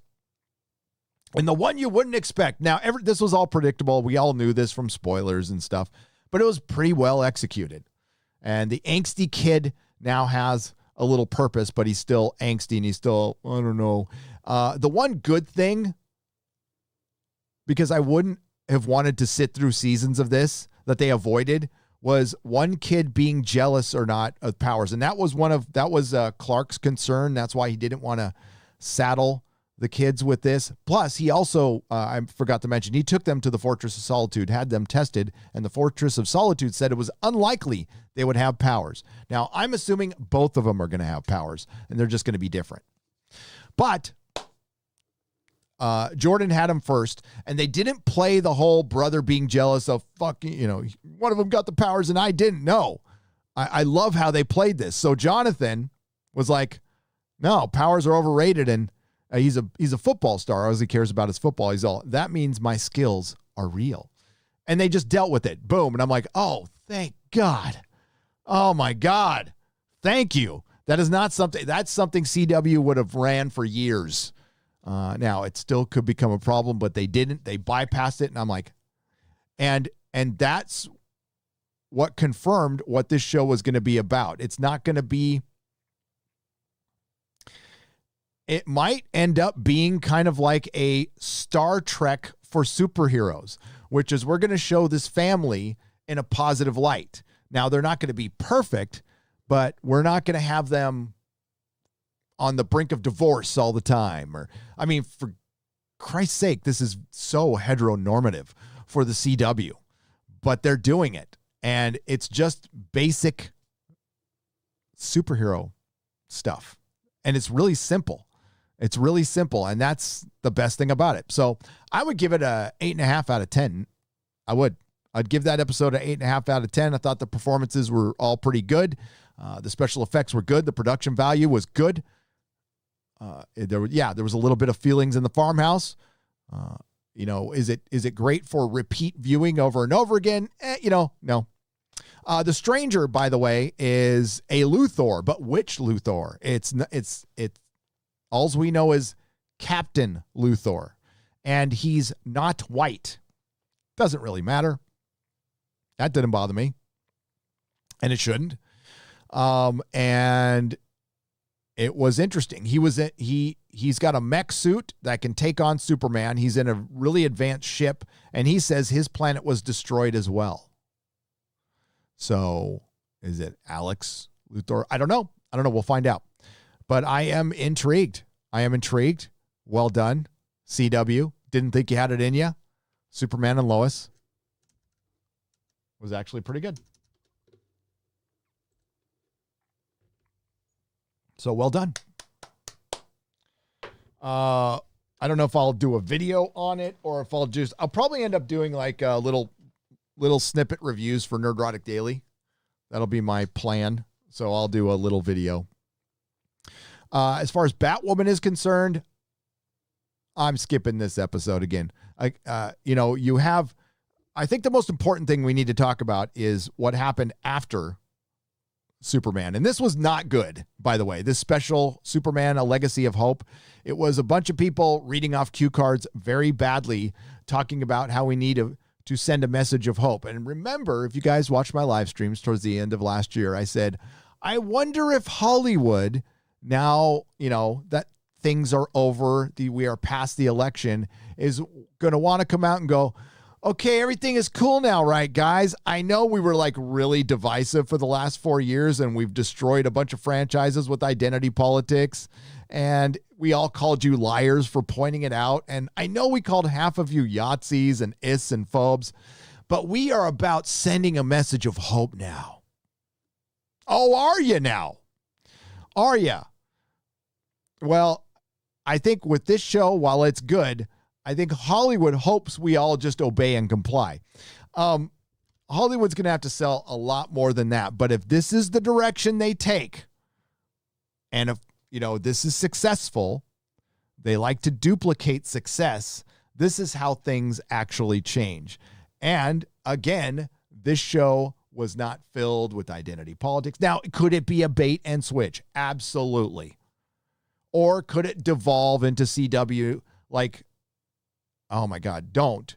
But in my very first podcast for the show, I was talking about Arrow. And I was saying largely the same things. I was like, this show is how you do it. Like, this is a great show that I'm into. This is how you make superhero shows. And as long as they don't go CW, it'll be great. And it went CW. So if they continue with this tone, I like the Man of Steel feel of it. I think it really works. I think Mrs. Nerdrotic's going to love it because Friday Night Lights is one of her all-time favorite shows. So, yeah, well done. Well done. Severed My Ties. We're going to get to you guys now, and thanks for sitting through that. Scottish Cadian, severed my ties with Disney Star Wars after the return of Luke caught my attention again. Sad to be in this situation. Hail Nerdrotic. Yeah, I'm not happy. I'm not happy that they did this. I don't even want to. When Star Wars comes up in the news, I'll talk about it. Do I enjoy some Disney Schadenfreude? Yes, I do. Not going to lie. Because they've done a lot of damage to fandom. And believe me, they haven't even gotten started with Marvel yet. But yeah, I don't enjoy the fact that you guys were like enjoying The Mandalorian. And while there's a lot of people going, I told you so out there, listen, I didn't want it to happen. I wanted them to turn shit around. I did too. I didn't think they would, but I wanted them to. Christopher Gorey for $4.99. Hail, Gary. Discovered on Carrie Smith's Facebook page that YouTube censored the Gina mashup vid by you and Perry. So stupid. Christopher, a.k.a. the Good Rev. What? They censored Facebook censored one of my videos. Hold the phone. This is the first time hearing about it. This is what happens, when you go lock yourself in a bubble for two. Christopher Gorey. No Gina, no peace. Oh, D. Sherm, we'll have peace. We shall have peace when you hang from a gibbet for the sport of your own crows. Yeah, there will be no peace with Disney. Nope. Not Disney Star Wars. Now, I mean, there are some people going, I'm still going to watch Marvel. They're a separate entity, but it's like, I was going to cover it too. My interest level just died. Just died for WandaVision. I didn't rush to go see the episode. The last episode wasn't very good. And quite frankly, the Monica Rambeau stuff is really, really Captain Marvel, intersectional feminist, SJW Marvel 2017 writing. It's terrible. It's terrible. Robert Mayer, thank you for the $5 and the Bravo sticker. I appreciate it. Thank you. Sly Marbo for $5. The woke Twitter mob gets its voice amplified by the press, which is part of the woke Twitter mob. Yes, yeah. They give each other a hand. Girls with Cats for 50 Peruvian pesos, and the message was retracted. I'm sorry. The good Tom King for $5. Gina is doing what hasn't been done before. She is, along with you, Gary, and everyone else in the Fandom Menace, are turning the tide. The future is ours. It is. There is a path to victory, Tom. The good Tom King. There is. It's just going to take a while. I mean, that's not the best news in the world. And, I see this all the time. I do, and I understand it. I'm not shaming anybody for it or anything. But let's see for one. There we go. I'm not shaming anybody for it, but people just get tired of it. They just get like, God, the grind. And especially when you like take it in every day. And that's why I try to mix things up here. Like the Gina thing, I did 3 videos on it. I usually don't do that many videos. So unless, again, something big happens as far as the main channel is concerned, not going to be doing any more videos like that. I'm on to something else. But I guess one of my videos just got censored on Facebook. That's a first. I'm going to check my email real quick. Oh, shit, my phone's not anywhere near me. I would say, Eric K., could you DM me on Twitter if you know anything about this?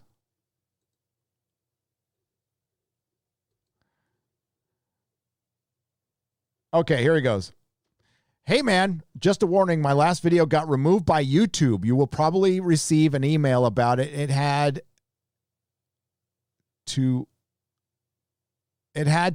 appeal again. It's ridiculous. I think Twitter crazies just false flagged it. Will you be doing a Superman and Lois review? If not, I will take care of that. I will, my friend, and don't worry about it. And we'll talk. We'll talk. I got to go see I honestly, I took the 2 days off. So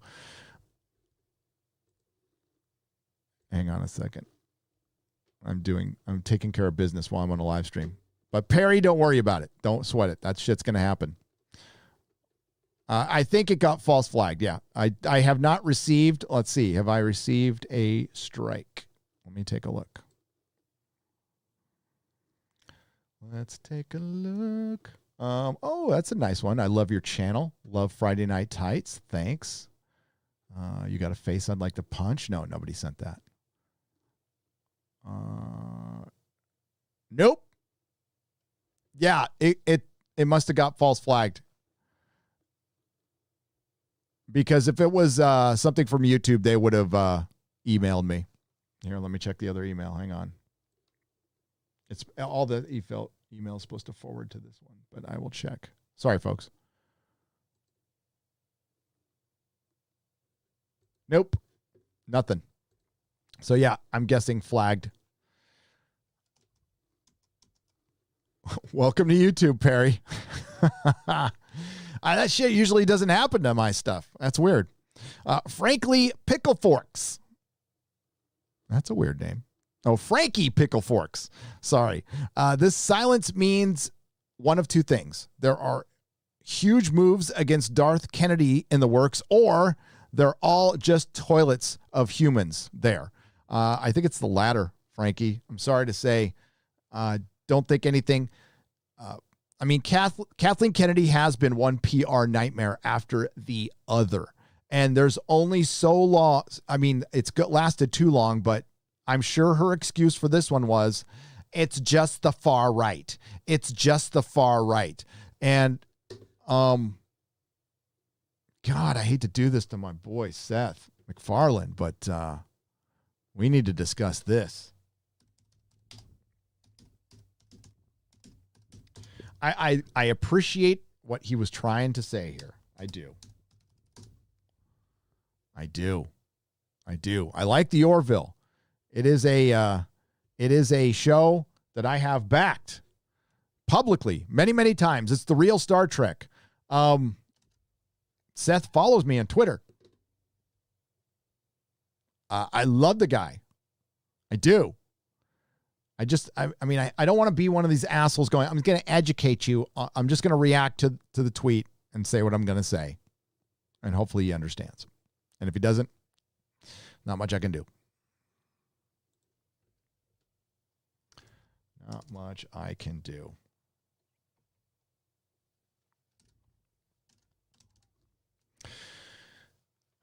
This might be why we're having so much difficulty getting through to the far right. Disney Plus adds negative depictions disclaimer to the Muppet Show. Now,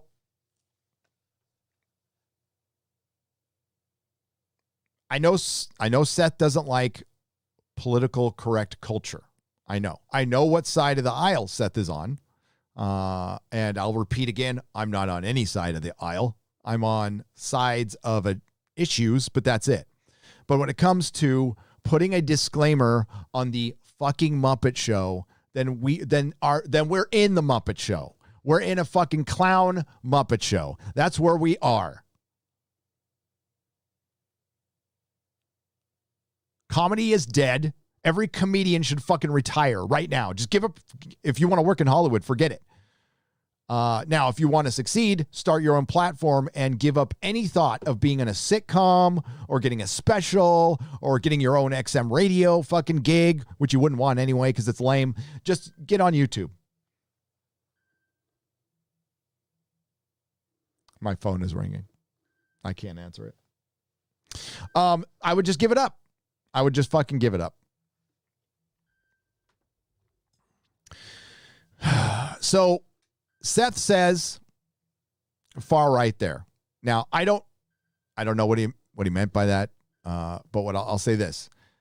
It's not the far right. It's Hollywood's not getting through to the classic liberal, to the centrist, and yes, to conservatives. But far right, is that our go-to now? Is that what we're going to call conservatives now? Is just everybody far right? We need to stop that. We need to tamper down with that shit. Okay, because we know, like, I'm sure there's people out there, I don't care, I call far right, call me far right. What they're saying is Yahtzee. Straight up Yahtzee. Yahtzee, a white supreme sandwich, phobe. That's what the baseline for that term is. I'll use their terminology, baseline. Let's unpack the baseline of this problematic terminology, shall we? Seth, come on. I love you, man. Don't push that. That is bad. That is fucking bad. It is, I promise you, I am talking to people on my members stream. I interact with people on live streams. I talk to people in DMs, in the real world, on email. In email, it is not a right-left issue. Never has been. Never has been about the orange man. Never has been about the election.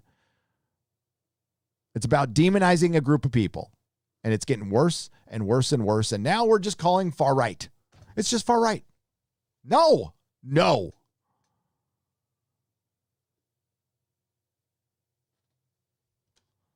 So I love the intention of this because he's actually calling it out. And then God.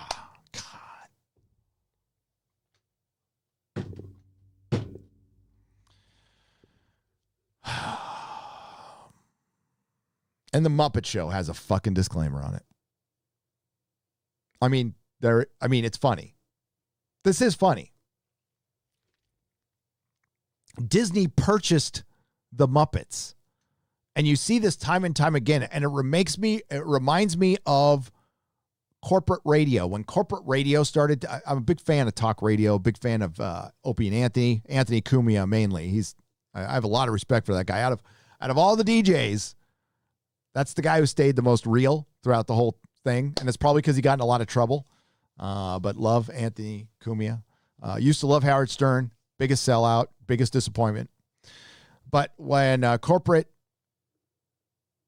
corporations started coming in and buying up these radio shows, I mean, you bought Opie and Anthony for Opie and Anthony. You bought these morning shows for their very crass behavior, like,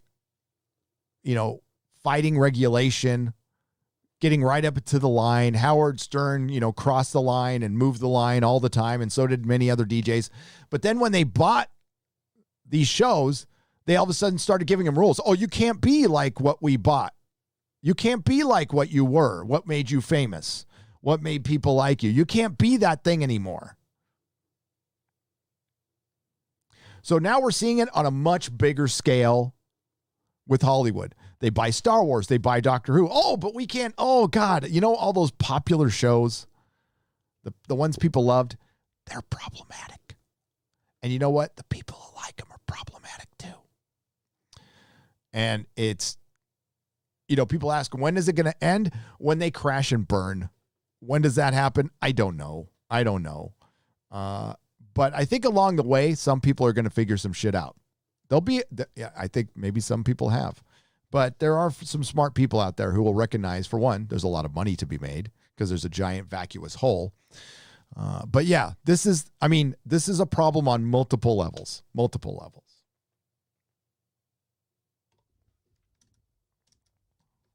By the way, whoever sent me this shirt, speak up. It didn't have a name. I love it. My Q shirt. It's a new regular in the rotation. Sent to my P.O. box. Thank you. Toxic Mailbag will return in the next Super Chat Square Up. I did drop one this morning. Thanks for watching.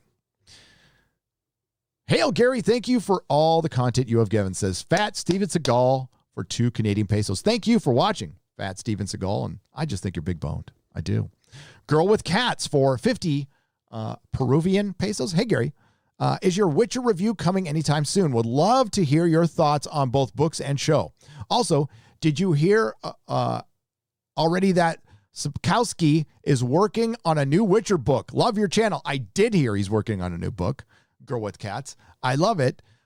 Yeah, I want to, I'm glad. I was going to do a Witcher review. Then I decided not to. Then, because I was just bored, I just picked up The Witcher. But now I'd already read Blood of Elves, right? And I liked it, but I read it out of order. So I went back and I got Last Wish, read them all through order, and I'm already going through it again. And fuck, I love them. I love them. So yeah, I'm glad I read the books.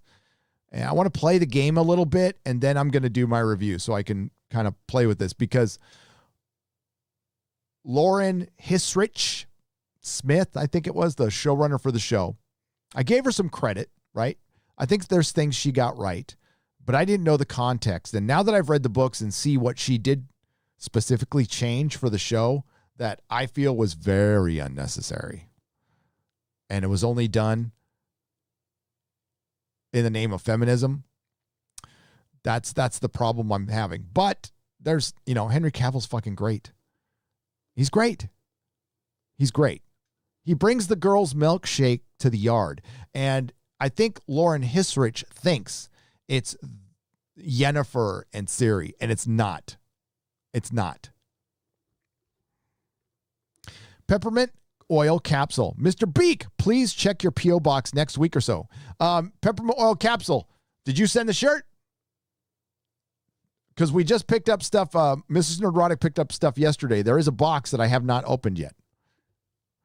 But let me know. Crazy Cat Guy, thank you for the $1.49 and the ice cream. And the ice cream. Bro Duke for $2.99. Thanks for starting my afternoon off delightfully. You are welcome. Thanks for being here. Thanks for 4,400 people been sticking through the whole thing. I don't know if I'm ghosted or not, but at this point, I don't care. M Tax Shark for $5. The Muppets back in the 70s when I was watching, I said these puppets are evil, and I've been proven correct. LOL. Vindication. M Tax Shark. Vindication. Speaking of vindication, there is a rumor that in the Batman, Martha and Thomas Wayne will be evil, bad.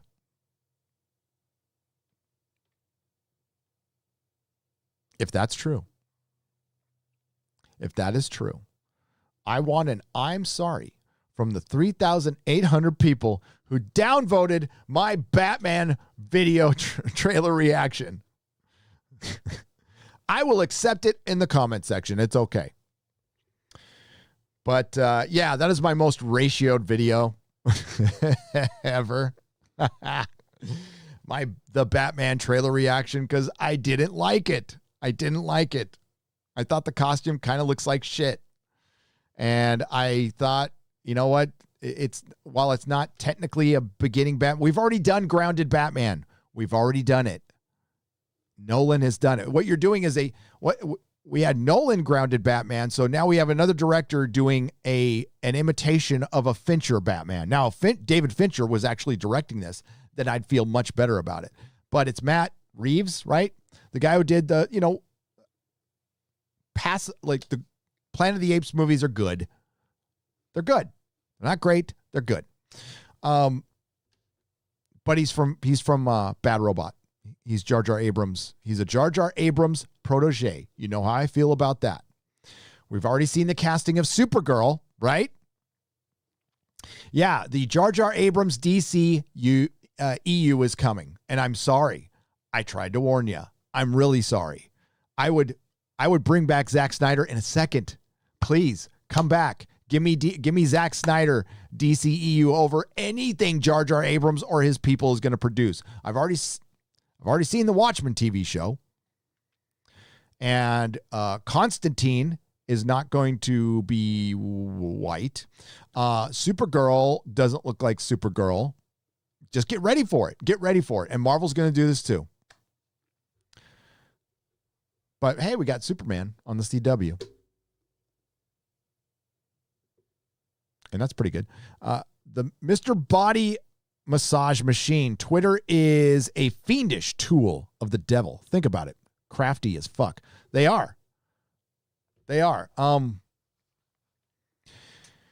Yeah, I mean, cancel culture is fueled by Twitter. Twitter made it possible. If it was not for Twitter, Gina would probably still have a job. If Disney had the stones, Gina would have a job. But this wasn't about having balls. This was they wanted to get rid of her.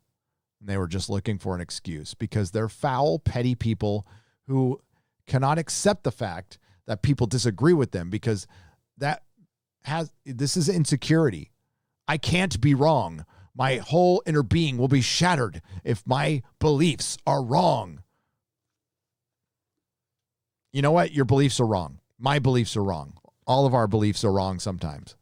But it's just, I can't be around anybody I disagree with because I'm so fucking fragile. And they're the ones who love to project, why are you so fragile?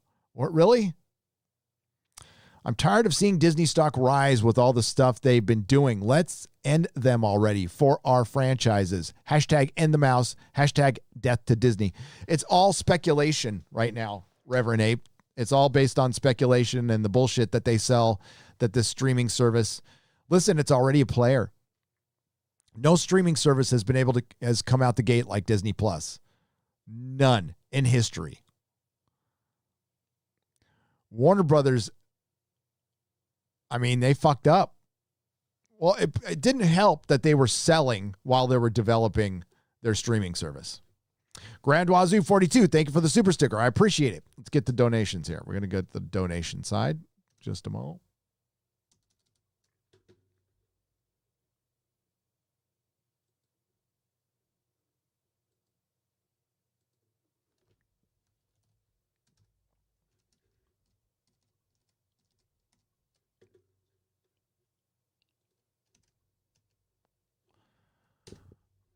All right.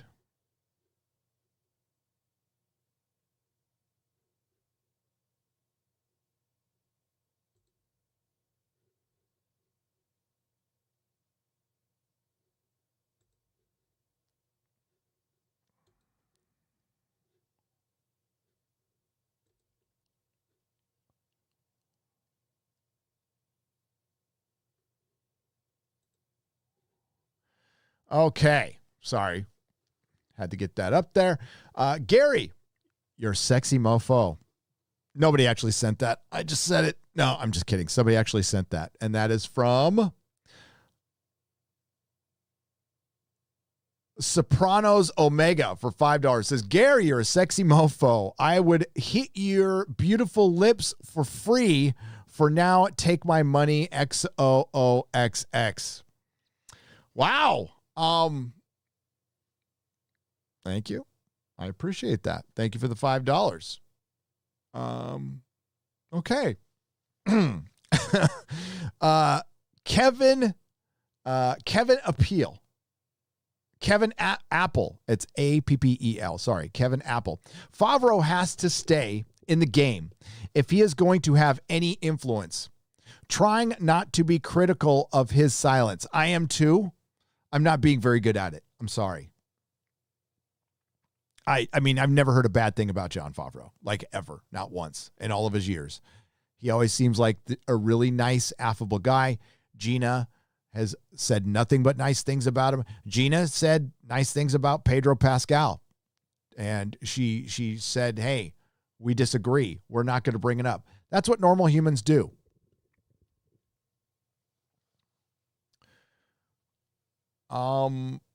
Yeah, it's easy for me to sit in my room surrounded by my plastic pals and call out Jon Favreau. It's very easy to me. He's got stuff to lose, but he's set. I'm guessing Jon doesn't have to work another day in his life. I'm guessing he does this because he likes what he does. But practically, he probably has enough money to live off of the rest of his life. He just wants to work. He wants to have purpose. Probably didn't ask to be thrown into the spotlight in the middle of this. Gina didn't ask for it either, right?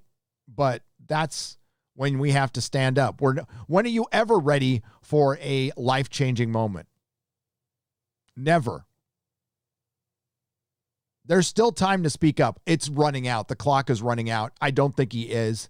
And the fact that he didn't speak out, and Bill Burr, a guy I respected the hell out of, but I'm starting to think that whole, like, I'm this Boston guy and I'm anti-PC sounded a little bit like an act now.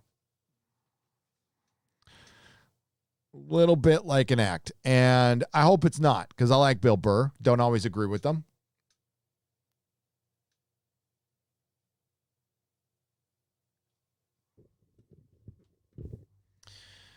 But yeah, I mean, that's the tough thing when your reputation is I am edgy comedian and then you sell out. I mean, it happens. It happens. You know, like the Dice Man never sold out. He stayed the Dice Man. We'll see. We'll see. I thought he would speak out. And he kind of did. But again, it wasn't enough. It was, I mean, like, why bother speaking out? If you're not going to say their name, the one thing it does show you is how much power they have, how scared they have people. They have Bill Burr and Jon Favreau are scared. Carl fucking Weathers is scared of Disney. He's scared of what he's going to lose. Which I would argue is nothing. If Carl Weathers spoke up, what is Disney going to say? What are they going to fucking say to Carl Weathers? David Damien for $25. Thanks, Gary. Stuck here running the biz. For some reason, I cannot donate on my phone. I try everything for Doctor Who. Many good times with my father. Glad he is not around to see what happened. Yeah, David. You can't donate, through Streamlabs or on Super Chats? Is it an iPhone by any chance? It should connect right to PayPal. I'm sorry. I'll look into it. I just started this. I'm still learning this shit. I'm obviously still learning. The problem I was having was the stream wasn't connected to this. And I had to kind of work around it. You don't want to hear about that shit, but that's what I was doing. That's why I was late for the show. I'm sorry your dad's gone. But yeah, Doctor Who is, we'll talk about that in just a moment. We're going to talk about Lord of the Rings next. I'm going to read a couple of these and we got to talk about Lord of the Rings. On another anti-SJW channel, they were talking about cosplay. Then the chat mentioned cosplaying as Doomcock, you and Jeremy. Then they met, then the chat mentioned cosplaying as Doomcock, you, and Jeremy. Thoughts? That's awesome. I think it's great. I think that's great. You do not want to know my opinion on cosplay. This is the one time. Okay, by the way, cosplay, not a fan. Not a fan. I liked it when it was like, I'm going to put on this costume to walk around Comic-Con and have fun and be into my shit. That totally down with. That's called I'm a fan and I'm an adult wearing a costume. The term cosplay comes from strippers, failed actresses, and models wanting to shake their booty around conventions. They wouldn't know fucking the difference between Spider-Man and Superman. It brought the fake geek girl. The a G started with the cosplay. Now, can cosplay be a way to bridge maybe different interests? Absolutely. But then it became a contest. And then, again, all the strippers, which, I mean, I'm not totally against this. Don't sound like I'm totally against this, but I'm talking about what it brought to fandom. The strippers are pragmatic about it. They go and they say, I'm a stripper and I'm dressed up as this thing and I'm here for some cash. That's honest. I like that. No, what's much worse than the stripper? Let's leave the stripper out of this. I shouldn't even have brought him in because they're innocent in this. The failed actress and model. The failed actress. Let me give you an example. Christina Ariel. Christina Ariel is a failed actress and model and a cosplayer. Apparently, she was in a thing called Critical Role, which I've never seen. And apparently it was just one episode. That's all she's ever been in. Is that an actress or is that I just guessed it and played a game on the internet? I don't know. But it's the Christina Ariels of the world that have completely fucked up fandom because they either don't want to learn it, don't give a shit, and want everything to change for them. Instead of going in, earning your stripes, learning your shit, reading your books. Oh, I'm sure she's like read some stuff now. But you know what? You can read a couple of graphic novels. You can't compete with fandom. We have been living and breathing this shit for decades. Some of us for decades. I have forgot more than she will ever know. And that's fine. That's fine. You can always be new to fandom. But when I got in, I'm like, everything's got to change for me. No, cosplay was it was when Twilight hit and when cosplay hit at Comic-Con. That was when the shit started going wrong. And everybody knows that. So yeah, I don't like cosplay. It's become too commercial. And while cosplayers in a lot of ways, could be very crafty. Some of their costumes are better than the shit you see in the CW or fucking, and I respect that as an art form. If you're making your costume and you're an actual fan, that I'm not talking about you. You don't have to worry about it. We're talking about the failed actresses and actors or failed comedians who have shown up a lot to try to get gigs for it to be a stepping stone. Hail, Gary, can you give a shout out to my freaking awesome Comicsgate Indiegogo, which is Rabbi from Another Planet. And I've got a great story for you when we do Fury of the Whovians. Excellent. We will do Fury of the Whovians within a couple of weeks. I need to talk to see if he can do it. I need to talk to Bulls Trek and the regulars, Ian. And yeah, we'll get them on. And that is from Svi Lebetkin, the rabbi from another planet. Go check out his channel. He's hilarious. He's a foul-mouthed rabbi. I love it. Many new articles coming out about the new social media platform Clubhouse. Article after article on my Google News feed about how unchecked chat is a super bad thing when it's only audio, so it can be saved and used against you. Why do people hate freedom? Polaris sucks for $1. Because people want to feel comfort. Freedom takes work. Listen, all the shit that's worth anything takes work. Learn that way too late in life, right? And I learned it the hard way. All the shit worth anything, you have to work for. It's like if somebody gave you a new car and you didn't have to pay any taxes or anything, you wouldn't feel the same about it as a car you paid your hard-earned money for and paid off. You would just feel different. It would feel almost disposable, like, hey, this thing was free. I was never going to. That's the difference, right? So freedom is like that. We have to pay for freedom. We have to fight for freedom. And we're fighting people who think they're the good guys, it's good fighting evil.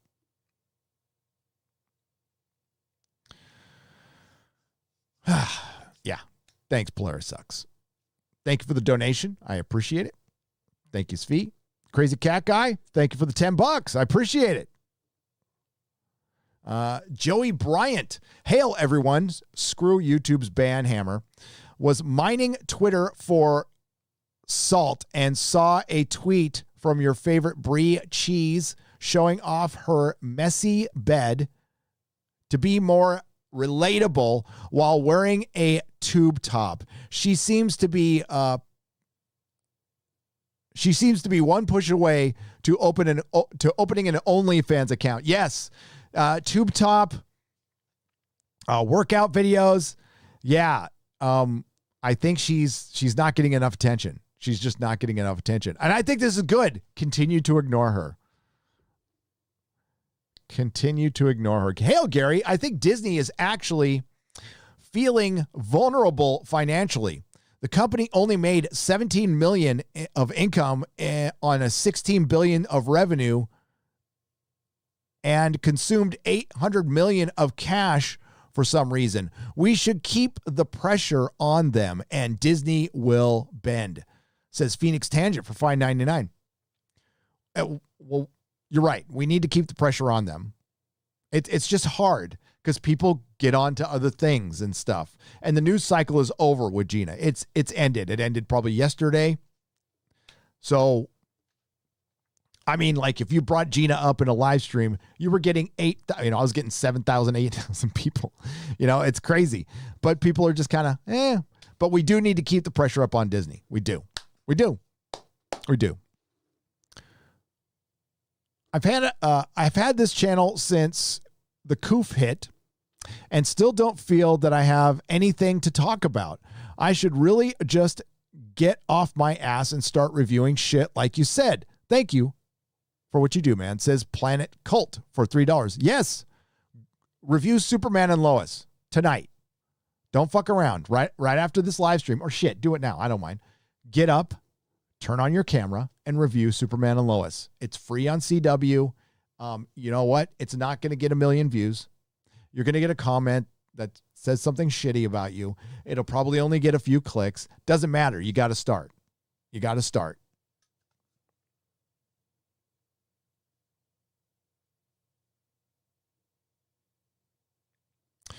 Yeah, I was thinking about my first video. I think I deleted my first video because it got a copyright strike for music. Yeah, my first video got like 10 views. And I think that was like because I told my mom and my sister. Foxy for $3. Gina Carano was most heartfelt when she spoke about how she was only human and makes mistakes. That's the truth because she made one mistake, having a block bot that caught her supporters like me. I hope she revises it.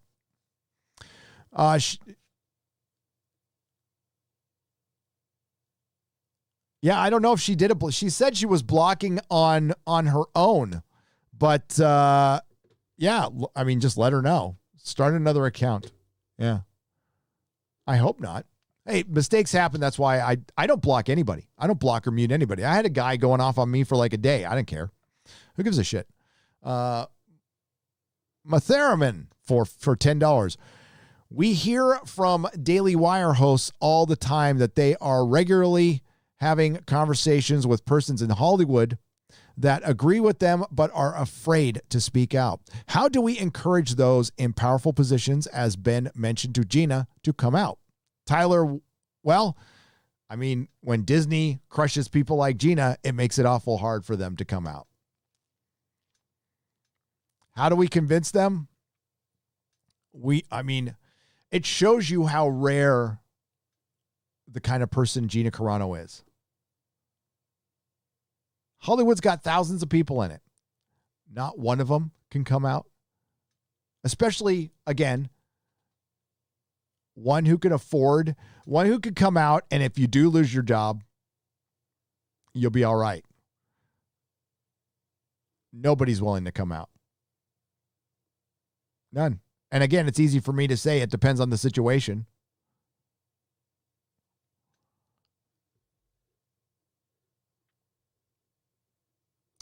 I have been that loyal in the past. Before anybody says something, I have done stupid shit like that, and it's cost me big time. I felt, I backed up a couple of my boys at work, and they got fired, and shit was really hard for me until I quit. Yes, it's happened to me. It's actually happened to me. Not on this level, but yeah. The boss didn't like how I talked to him. Maybe try to make my life fucking miserable until I fucking quit. Because I came out on the wrong side of things. Shit happens. I'm not sorry I did it. The English Gent. You're absolutely right about not putting all your eggs in one basket when it comes to a franchise to focus on for YouTube. I've seen so many channels almost die from it. Star Trek channels are living off legacy Trek, but barely. Certainly nothing from new Trek. Oh, God, no. Yeah, Michael. Thank you for the 701. I got you there. I have a feeling that Strange New Worlds might be Alex Kurtzman's attempt at a Superman and Lois. More on that later.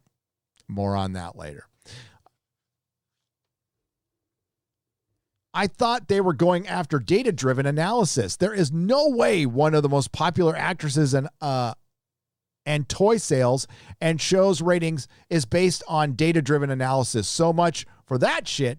Just more crocodiles from this crop, says Martin Dahl.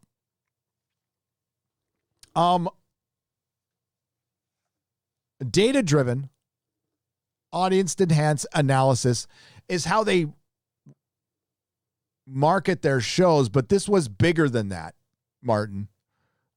This was much bigger than that. This was an anomaly. This was blowing up in their faces, and they were not expecting Gina Carano to fight back. So while I hear your argument, and thank you for the $1, I completely disagree with that. I think they are all about the data. They are all about the data. Firing Gina Carano had to be done because they wanted to fire Gina Carano. You can go outside of the data once in a while. And it was data they didn't like. So obviously they're not listening to their own data, of course. If that's what you're saying, yes, I agree. But Gina was an anomaly. And the data they're getting is data. Disney doesn't want to hear bad news. And that's part of the problem in Hollywood too, is you're paying people to give you data and they're telling you what you want to hear. You're not getting real data. That's why they get really shocked when people like us speak out and they're like, wait a minute, our data didn't say anything about this. Whoa. Well, yeah, because you're paying somebody to tell you what you want to hear, dumbass. So if you're talking about that, yeah, okay. All right, so let's talk about Lord of the Rings. It's been long enough. Lord of the Rings is going to experience, all the fun we're having with Star Wars right now, okay? And it's not like I didn't try to warn them. I'm not expecting them to, listen, I don't think I'm an authority on fucking anything, right? I just speak my mind. If somebody listens, fine. Here we go. From Bounding into Comics. Now, Lady Gravemaster made me aware of this last weekend. I meant to get to it, and then the Gina thing popped up, and I couldn't. Again, I might still make a video on this. It depends. You let me know in the chat if you want one or not.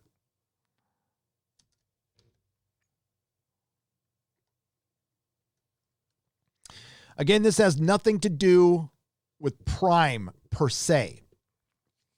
This might actually be worse. It depends. It depends. And we'll go through the article and then I'll let you know. So the Tolkien Society announces Tolkien and Diversity Theme for Summer Seminar.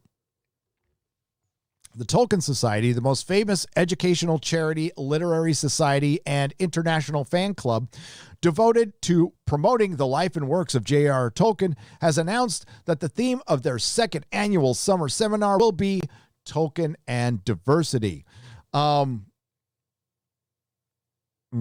Revealing that the theme in the February 15th call for papers. They're calling for papers. The Tolkien Society explained that they had been spurred by recent interpretations of Tolkien's creations and the cast list of the upcoming Amazon show, The Lord of the Rings, to choose the theme of Tolkien and Diversity. As they believed it to be crucial, we discussed the theme of diversity in relation to Tolkien.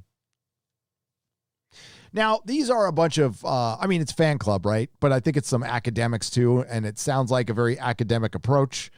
We will find out. Let's go further. How do adaptations of Tolkien's works from film to art to music open a discourse on diversity within Tolkien's works and his place within modern society? Okay.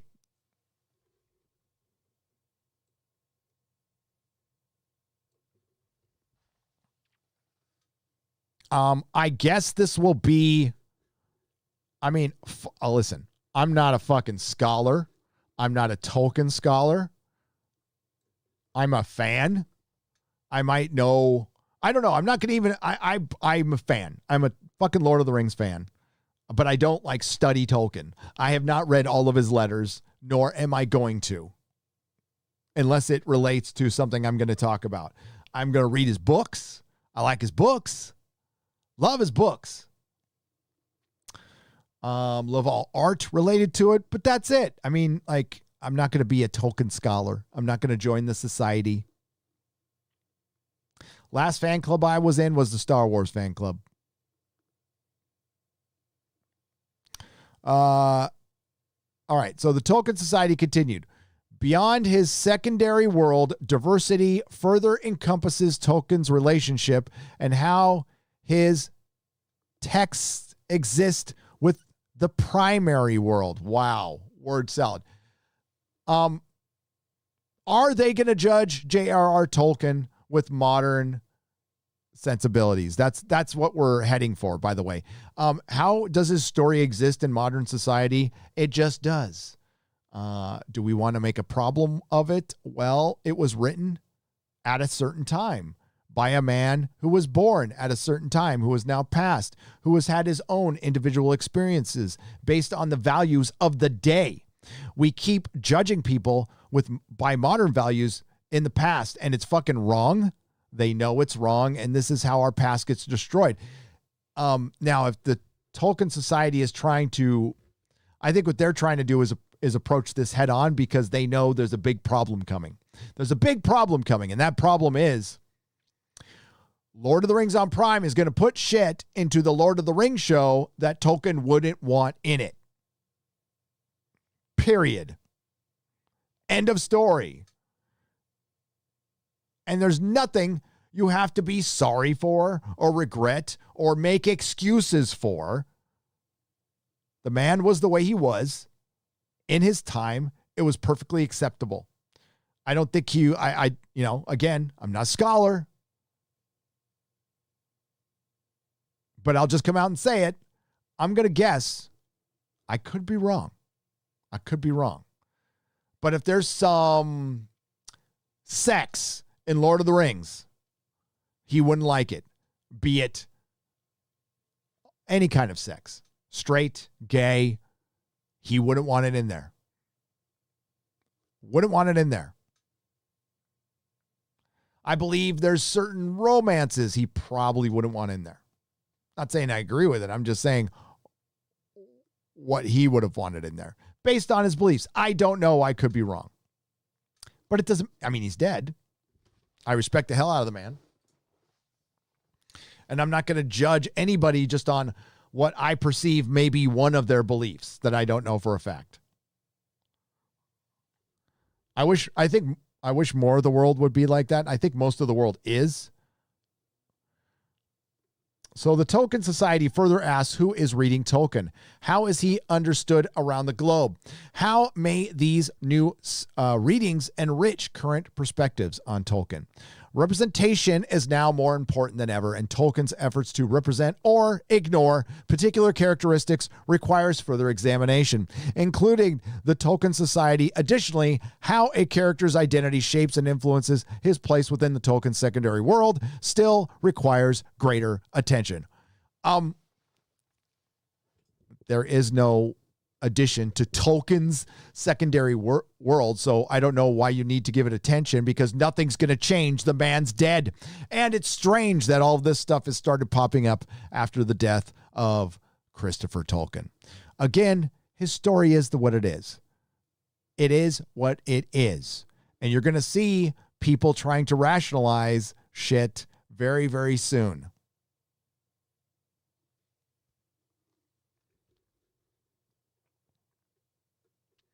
If you are a card-carrying intersectionalist, there's no way you can like Tolkien. Just no way. So if you're a card-carrying academic intersectionalist, just give up being a Tolkien fan. You're not going to be able to rationalize it, and soon you're going to hate it. I have no problem with it. No, nor will I. Noting, you want to know why? Because it's very patriarchal. It's some patriarchal shit. This is some daddy's home shit.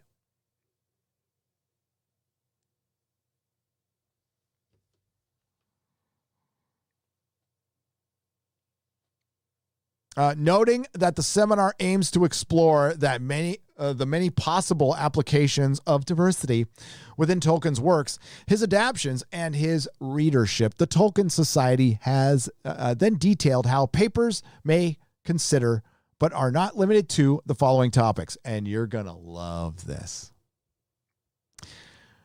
Representation in Tolkien's works: race, gender, sexuality, disability, class, religion, age, etc.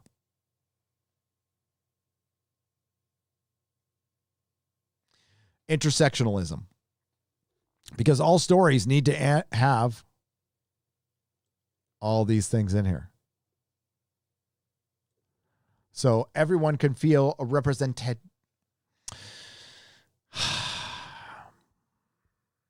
It's a fucking fantasy. Hobbits don't exist. Elves don't exist. Dwarves don't exist. Men don't exist.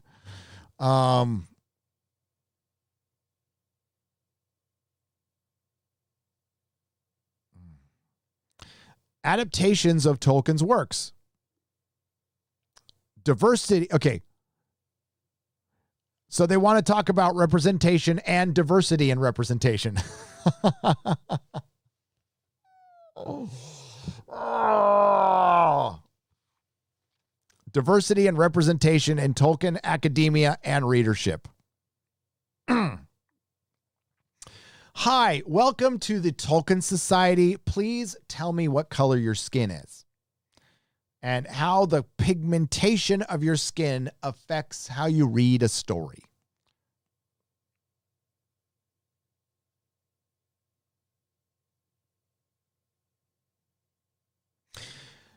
While pigmentation can certainly affect the sum of your experiences, they aren't, and it isn't the sum of your experiences. Yeah. Identity within Tolkien's story.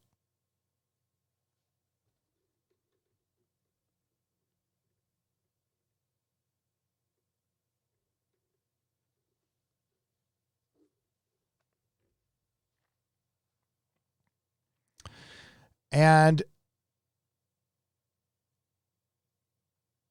alterity in Tolkien's story. Now, has this changed? I remember. Oh, there it is. I forgot number 2. Sorry. I can't pass up number 2. I went right to this is the worst. Tolkien's approach to colonialism and post-colonialism.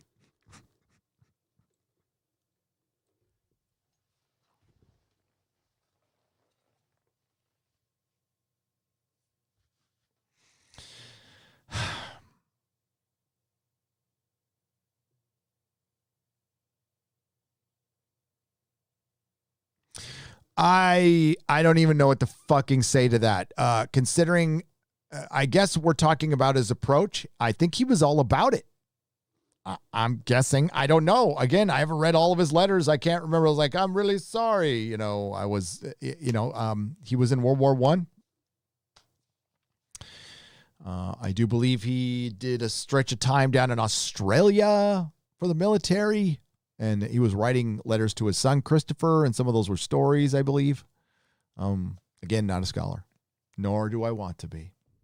I like the story for what it is. I don't need to know how it's made all the time. I just don't. But yeah, this sounds like a recipe for disaster. And I think they think they're taking a problem head on, and they have no idea. Remember in my video, I said, it's not the diversity. I don't expect it to be a lily white Lord of the Rings. There's going to be black dwarves. So fucking what? I don't care. I just don't. This is what I was worried about. It's not the diversity. It's the baggage that comes with a term like that, because it has nothing to do with diversity. It's how can we fit this square peg into our round hole and jam it in that round hole over and over again. It's about how can we make Lord of the Rings intersectional? How can we appease intersectionalists with Lord of the Rings? Don't make it. I think this might be one time intersectionalist and like me will be in agreement. Don't fucking make it. But they're gonna. Now, I want Lord of the Rings on Prime to be the greatest show ever made. I do. I want it to be fucking brilliant and to ignore all this shit. It's supposed to be pure escapism. I want to see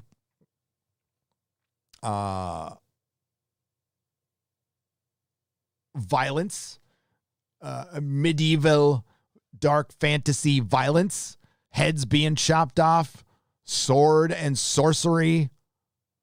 Yeah, I want to see that. A little bit of politicking is fine. That's good. You know, I want to see the battle of good versus evil.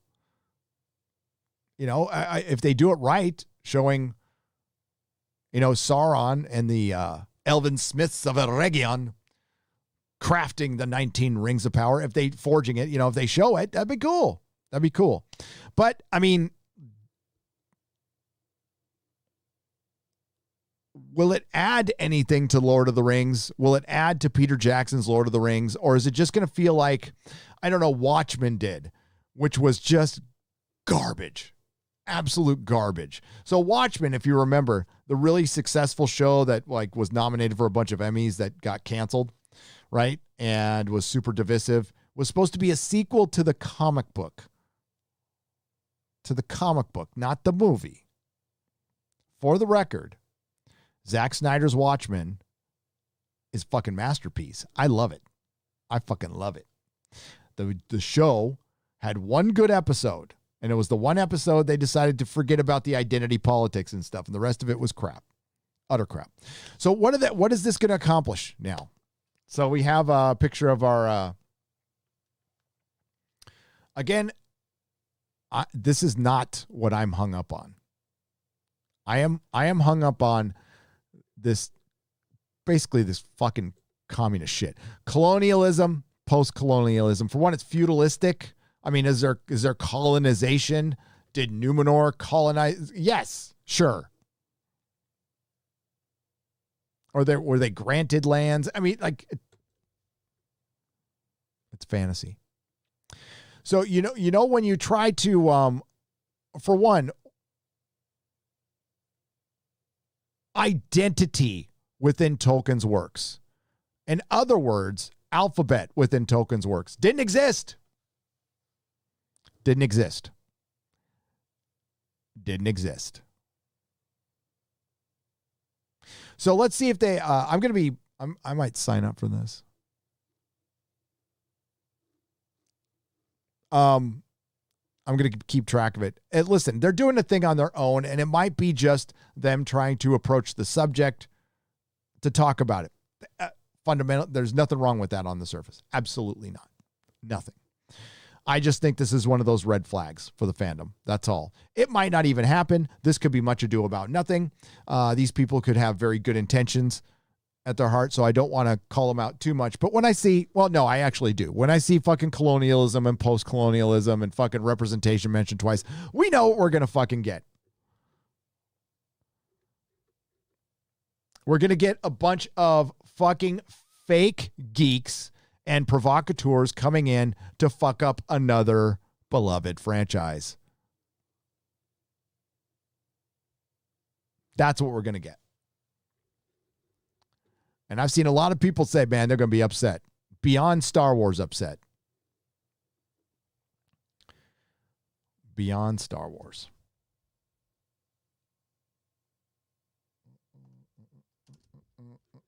Okay.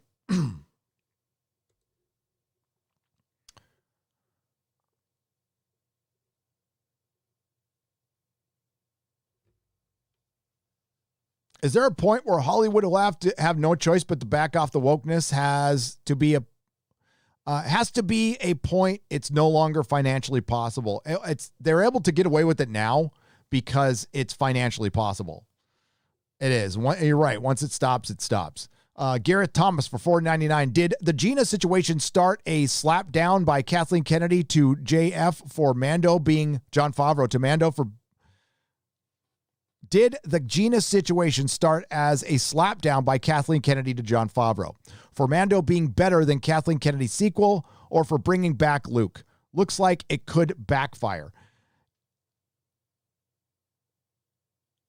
I think Kathleen, whatever is good from Star Wars makes Kathleen Kennedy look good. I don't think that had to do with it. I think Kathleen Kennedy had little to nothing to do with The Mandalorian. And maybe her ego was wounded. It sounds like the woman's got a massive ego. I wouldn't put it out of the realm of possibility. There's weird shit. But no, I think anything that's successful at Star Wars it saved her job, for fuck's sake. She should be grateful. But I wouldn't fuck with Jon Favreau. I think they've already fucked with Jon Favreau a little bit. I wouldn't fuck with him a little more. Now, personally, again, I don't care. Jon Favreau can make the best fucking Star Wars in the world. I don't give a shit. I'm done. I was done before. I'm still done. And I hope a lot of other people are now really done instead of we're just, going and enjoying Star Wars. Okay, fine. Then don't call out cancel culture and Gina if you go back and enjoy The Mandalorian. That's all I'm going to say.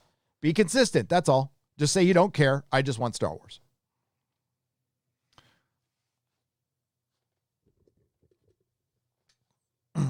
I mean, like, again, I would not hang, if I had a channel right now, I would not hang my hat on Star Wars. And that's too bad because it looked like a good place to be. Now, Mike Zero's killing it, but he's killing it because he's got his rumors from the future saying that Jon Favreau's going to quit, and that's music to people's ears. I don't think he's going to quit. I just don't think he's going to quit. Steve Kraft, thank you for the $10 donation. I appreciate it. Twitter's gunning for Superman and Lois showrunners for racism and sexism in the firing contract wasn't renewed of a writer. See, I stand with Nadira. Yeah, Nadira wanted to be woke. I remember that, and they canned her. Fucking who cares? Let's see. Thank you, by the way, Grey Ghost, for letting me know. I do appreciate it. And I'm not surprised. They're going to go after him because the show is very heteronormative. Hail, Gary. Hope all is well. I would love your reaction to a link I sent you on Twitter. It's funny as hell. Mr. Clark, is your Twitter name the same as it is on YouTube?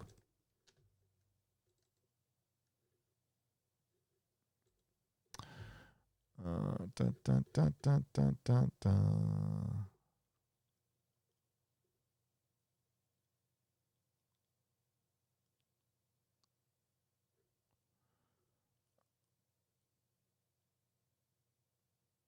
Okay. I can't find it. I'm sorry. Mr. Clark, I'll look later. Bill Bonius, bag of donuts. Hi, Gary. Hail, Gina. I don't want Star Wars anymore. Yep, there it is. I mean, the fun is over, right? I'll try to look again, Mr. Clark. Culture Casino, keep it up, brother. We have a long fight ahead. Yeah, this is not even... We've only just begun. I said that before. I'll say it again. I was saying that at the end. I heard people going, okay, Rise of Skywalker is over. We're done now. Can we just enjoy stuff? I would love to fucking enjoy stuff. Is stuff better? Did stuff get better all of a sudden? Did I miss the memo where things are better? Or do you want us to just ignore shit? Now, if people aren't into it, again, like, yeah, I get it, but it's a long fucking fight. And, listen, I just gave a positive review for Superman and Lois. It was good. And it does look like they want to change things. Now, let's see what heat they get for showing a happy marriage. Or we're going to hear too many white people and all that bullshit. 18 rooms, I think, damn, 18 rooms, I think, damn, lots of money and lots of Pine Sol to buy. And how long before I get lost with my sense of direction, says Gomer Kyle for $5. Yeah, I'd get lost in that house too. J.K. Rowling's house. Roger Haynes for 2 Canadian pesos. Hey, Gary, hope you're doing well. I am doing great now that I'm talking to you guys. I took Monday off again. That was because the Inquisition went 4+ hours. And honestly, that was a fiery Inquisition. If you haven't, it was one of our better episodes. That was one of our best episodes. Both Doomcock and I were fucking on fire, and I needed to recharge my batteries. I've been going a week straight. It did kind of bum me out, though. I didn't get to do the Doctor Who video. I really wanted to get that in there. Oh, well. The Legion of Reason. Thank you for the 5 Canadian pesos. I appreciate it. There's Culture Casino again. What's up, brother? I was watching your stream yesterday, dude. I was watching your stream. Holy shit, did it jump on me? Hang on. This is not good.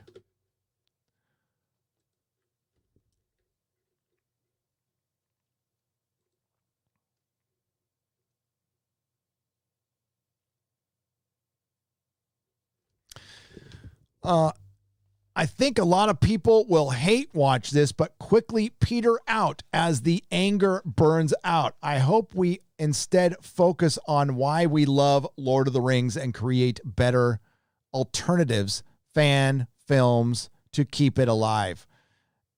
Yeah, I Blue North Bear for $10. As far as Amazon's Prime, I'm not going to say they're not trying. Okay, they put $1 billion into it.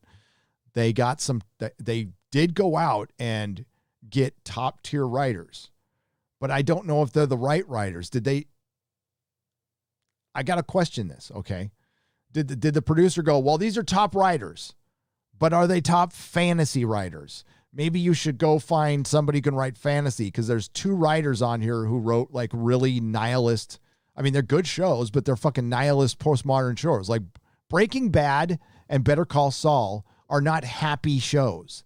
And quite frankly, as great as they are, it's much easier to write people being fucking horrible to each other than writing something inspirational, fun, heartfelt, thrilling. If it was easier to do it, people would do it. But it's easier to be dark. It's a lot easier. And listen, Better Call Saul is fucking great. Don't get me wrong. That's a great show. Breaking Bad was a great show that I didn't watch it till it was over. I actually started watching Better Call Saul first. I gave my reasons. I didn't watch Breaking Bad when it came out because I am a recovering alcoholic and addict, and I used to partake in the cooking of the meth when I was young. So I didn't want to revisit that for funsies, right? But no, the show's good. The show's good. Kent Barnes for $20. Prime, please just don't go to Middle Earth. J.R.R. Tolkien was born in South Africa. He is literally a child of colonial England. This is going to be a disaster. Keep up the good fight. After your move, I'll still have your figures. Oh, Kent, email me again. I'm sorry I forgot. And somebody did send me some Lord of the Rings figures, by the way, that I do need the show. Kent, I will, because I'll pay you. Thanks for reminding me. I just forget shit. Stay on me, buddy. Sci-Fi Freak for $5. No need to read this. Hang on. I got to read it first, since he said only respond.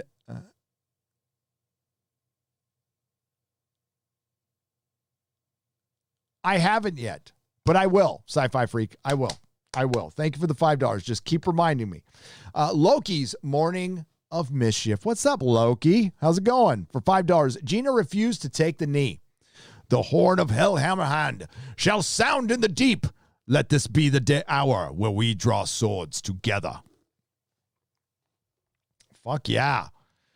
There will be no peace with Disney Star Wars. No. Specifically with Disney Star Wars. MCU, you're going on my shit list soon, but right now, I'm just going to give you shit. Now, I did trigger the fuck out of somebody by saying MCU. Now, apparently me seeing MCU, a phrase I would like to say I coined, by the way, really upset this guy to where he called me a bitch-ass motherfucker. A bitch-ass motherfucker. And maybe I am.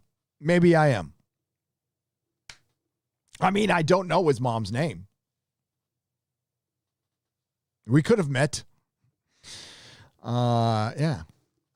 Thunderstorm for $2.99. You got to show up in life to get a piece of the cake. Damn straight. And sometimes the cake tastes great. Sometimes it tastes like shit. Commodore Stargazer for $5. Your plastic pal that's fun to be with. Sirius Cybernetics Corporation. Ah, yes.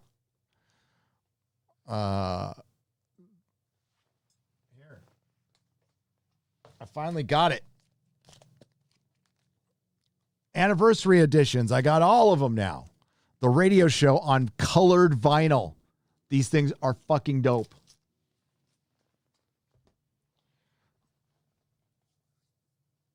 The new head of the BBC, rather than saving it, is going to even more woke. It's going to collapse and should be. So sad when they used to be the world leaders in television. Sent it to you on Twitter. Says Alpha Omega Records for £10. I will check. Is it Oblivion? Let me see.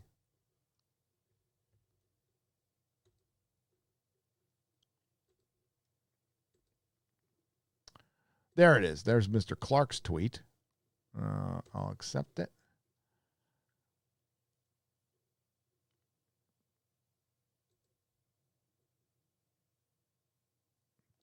Do you have a different name on Twitter? I need to know. But we can read this.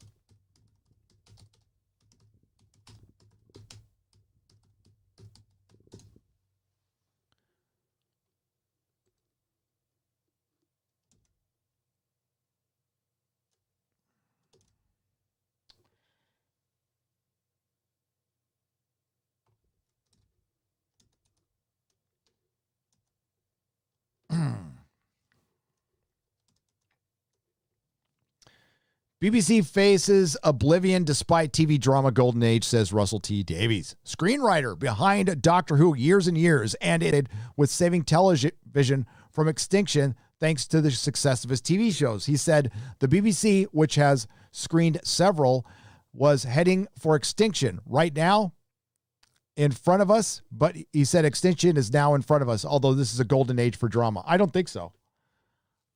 I think some stuff is okay. It should be a golden age, but it's really not. The amount of author-owned drama pieces are being broadcast is 10 times the number it was in the 60s, of course. People say pay-to-play was the height of television. We're getting series like that every week now. Not quite every week, but it's in a glorious state. The state of broadcasters is not so magnificent. I'm giving up fighting for it. Straight up. Morally and profoundly opposed to the BBC. He said last year's the government was against the BBC. He said repeated warnings that the broadcaster was doomed had gone unheeded for so long now that I'm sitting back thinking, I'll be 60 soon. I had the best of it. Well done. Bye-bye. Russell, you're going to write television. Like, you can write outside of the BBC. You don't die with them, buddy. But yeah, it's over. It's over, baby. And you want to know why it's over? You didn't fucking listen. You didn't listen. People were telling you. You cannot say, wow, I'm so surprised about this, how this happened. No.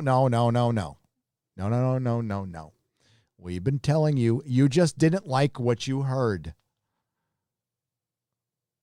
You know, there's some hard truths. Like, the Doctor is a male. It will not work. That character will not work as a female like the character did as a male. Let's make that distinction. Doctor Who as a male worked for 4 years before Jodie took over. Half a century. It's not going to work as a female character. Because it's a different character. You have to rebuild it from scratch. You might as well have created a new character. Because you had to not only break the show, you had to completely remake the show to fit in the vagina. Okay? And it didn't work. When you just could have used an existing character or created a new one. And it would have worked. And you would have made more money. And you might be in a better position right now. Imagine having Doctor Who, I don't know, having a successful Doctor Who, like a really successful Doctor Who, where there's talk of movies, there's action figure lines, video games, comic books, twice as many as being produced now. Oh, and most importantly, an engaged audience. One that isn't squabbling and fighting, which they really aren't anymore because the people who like Jodie are the minority. That you can barely hear them.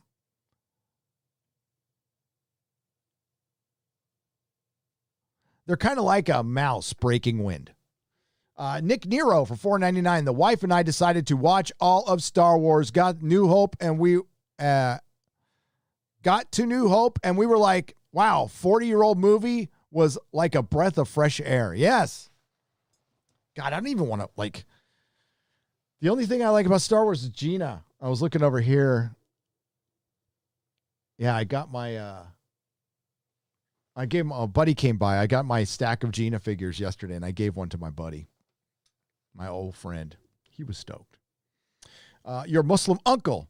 But yeah, that's the only thing I care about is Gina Carano. Thank you for being you and building this space. You are welcome. You are welcome. Pretty soon, we'll just have to talk about our own projects. I don't know what the fuck. Commodore Stargazer. Everyone knows Superman's first child is AKO.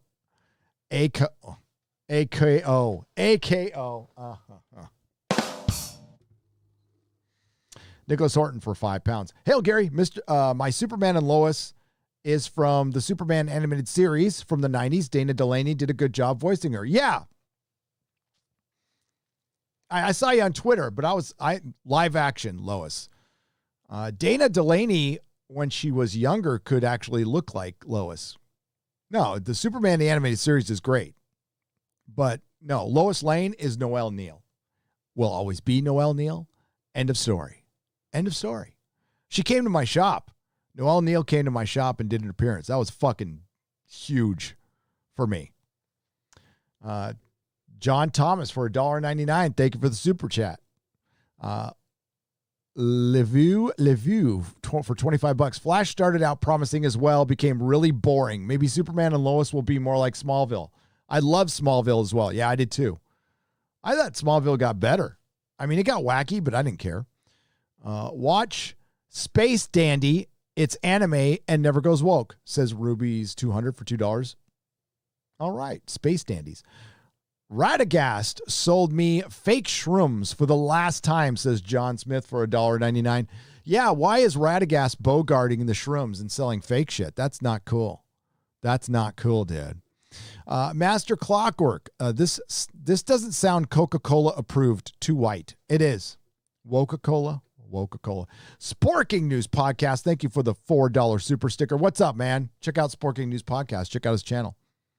He does a live stream called The Dump. The Dump. The Grand Inquisitor for $10. Hail, Gary. This $10 says Lois cucks Clark with Lex Luthor in the new show. Gina did nothing wrong. Duck Fisney. All hail the fandom menace. Well, you know what? If Lois does sleep with this Luthor, it would be cuckoldry. It would, in a way. Yeah. I don't think so. No, I think if they, I think the whole point of this show is like the marriage is going to be good. Like that's not going to be part of the drama. Like they're going to just be a unit, a family unit. I think that would be promising. And man, will the Access Media fucking hate that. They will. They will hate it. JG, thank you for the $1.99 and the cool. I appreciate it. TK Not at Post for $10. I see your content and I just have to give you money. Wow, thank you. I appreciate it. Hang on just a second.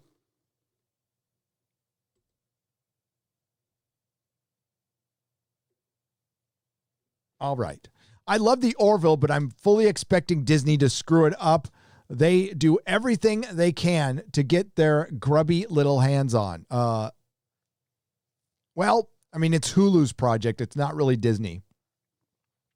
Hulu's run autonomously, right? So I don't know how much direct involvement there will be in the show. If there is, it'll be from Hulu. But they seem happier. Last time I checked, they seem pretty happy. I don't know if the show is going to survive beyond it because like Seth MacFarlane has to, develop shows for NBC now. I hope it stays. I'm not hopeful though. I'll be honest with you. I mean, we get to get another season, but like the Orville was built to like not take 2 years break. I mean, I'm not going to call it a prestige show. It's really good, but it's the kind of show that needs to come out every year. It's episodic, fun stuff. Jaws of War for $5. Wasn't Jim Henson pretty liberal? Pretty hilarious how stupid Disney is. Jim Henson was very liberal. He was a fucking hippie. The Trace for $5. Muppets labeled as offensive. Dr. Hubbard voice actor changed, but Eddie Murphy being an old Jewish white man is still okay. Yes, and it'll always be okay in my heart, but probably not to them. Battle Hymn 63. Is Earth round like a ball or round like a plate? Also, when snow melts, where does all the white go? Just some things I ponder. Um. Well, the white goes. It goes into a little portal dimension and re-injects itself in the snow. I don't fucking know. But that's a good question. Where does the white go? Where does the white go? And Earth is round like a ball. It's round like a testicle. Thunderstorm 299. Who was worse as a director, JJ or Ryan? Ryan. But JJ has more power. Imagine if Ryan had the power of JJ. Like how fucked up things would be. I mean, things are fucked up with JJ. Master Clockwork for $5. Race and gender swapping is sloppy seconds for representation. Why can't these hacks create anything new rather than mangle what exists?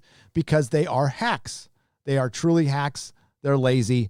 They also, they do need money. That's why they only do it with established franchises, and they're not trying to, make their woke entertainment. From the Gary, were you interested in getting Friday night? Gary, who were you interested in getting on Friday Night Tights but would cost you money? Said not another dime for $5. I don't want to say his name. Not another dime. I don't want to inadvertently, hurt this guy's reputation. But yes, there was somebody we wanted to get on Friday Night Tights, and he asked for a fee. And I guess that's normal. I mean, listen, you got to pay the fucking bills. Your skills are worth money. Nobody's, I can't pay for it. We're too small of a channel. I wasn't going to put that kind of money for a hour appearance. I just can't do that. But I don't think there's anything wrong with asking for money. I think maybe have a sliding scale but no. I don't think there's anything wrong with asking for money. So I'm not going to shame the person.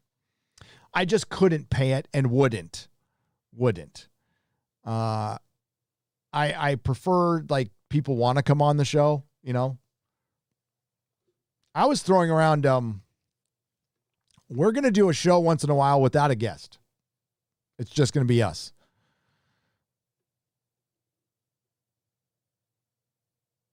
But yeah, I'm sorry, not another dime. I can't say. I don't know. I'm torn. There's part of me that goes, what the fuck, man? And then there's the other part of me, no, that guy has every right to ask for money. He does. Crow T Robot from Satellite of Love for $10. Disney Dogma strikes again. Hashtag hail Gina Carano. Hail Gary and the Fandom Menace. Hail to you, Crow T Robot. I appreciate it. Jury Nitpicker for $1.99. Jon Favreau's net worth is $100 million. Yeah, Jon Favreau, speak up. Fuck it. Speak up. $100 million. $100 million. Your grandkids are going to be okay. Your grandkids are going to be okay. Your great grandkids are going to be okay as long as they don't, all have 20 kids and all 20 of them get hooked on coke and opiates. I think you'll be fine. Or gambling.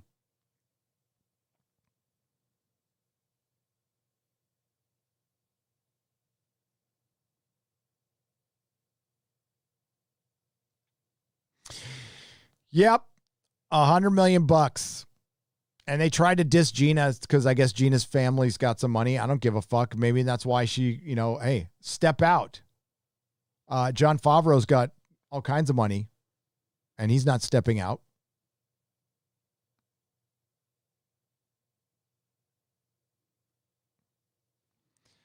So the beat goes on, and the reason it goes on is because Bill Burr and Jon Favreau and Carl Weathers and others and Pedro did not speak out against cancel culture. So if it happens to one of them, I'm not going to feel sorry for you.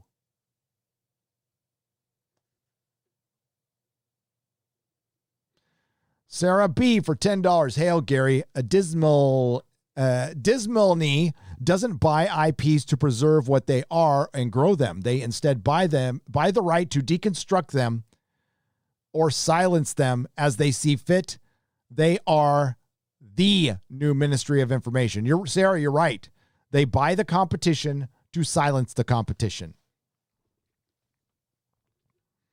The only sweet irony is somebody might buy Disney someday.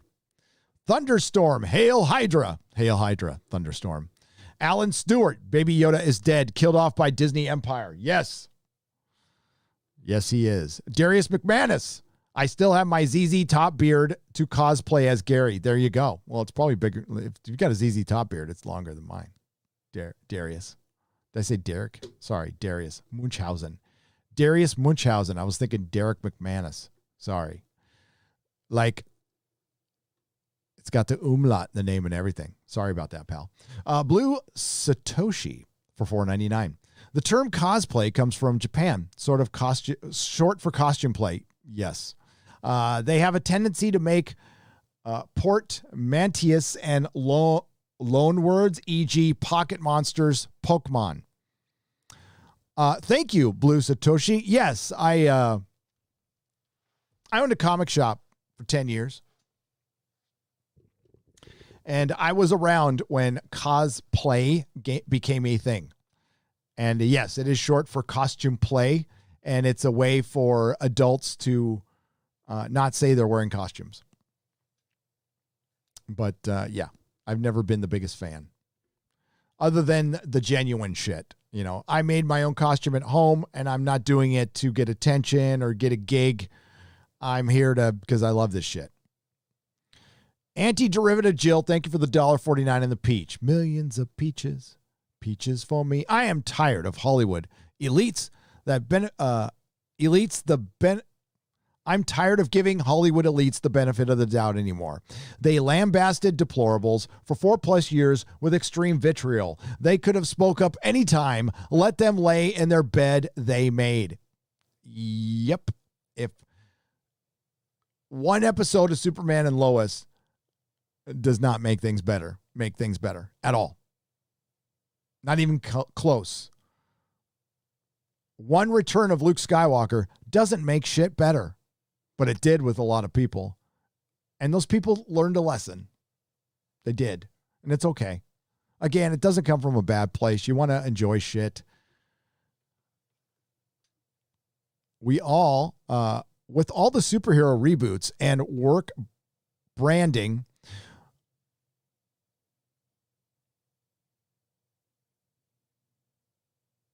so with all the superhero reboots and woke rebranding, is that what you're saying there? Why isn't there a Green Lantern? It's been long enough since Ryan Reynolds' disastrous movie. Well, there is. They're doing a Green Lantern show for HBO Max. That sounds like it's going to be kind of woke. But Ethan's going to get residuals from it because it's a character he created. Ultimus Magus. You learn the true character of a person not when everything is going smoothly, but when times are tough. Fair weather friends are not real friends. You're right. Opposition transmissions for £2. They're making it a choice between freedom and order. Well, fuck order. That's what I say. I mean, I want to order some food because I'm hungry, but fuck order. The new head of the BBC, rather than saving... Oh, I read this one already. It's in there twice, Alpha Omega. JC King for $15. Lord of the Rings was basically the last fandom still standing strong. I can hear the cancel culture, SJW weirdos standing outside the gates of Minas Tirith, chanting, Grand, Grand. Yep. They are. Tolkien wrote Lord of the Rings to be mythology for the British Isles. Lord of the Rings should be racially... I never know how to pronounce this. Homogeneous. I always want to say homogeneous, but it's homogeneous. For the most part, to stay true to his vision. Yes, for the most part. There's some in there, but it won't. We're setting up the anti-left think tank in London with a few people you might know. One with the initials DM. Lots of UK actors. You should get involved.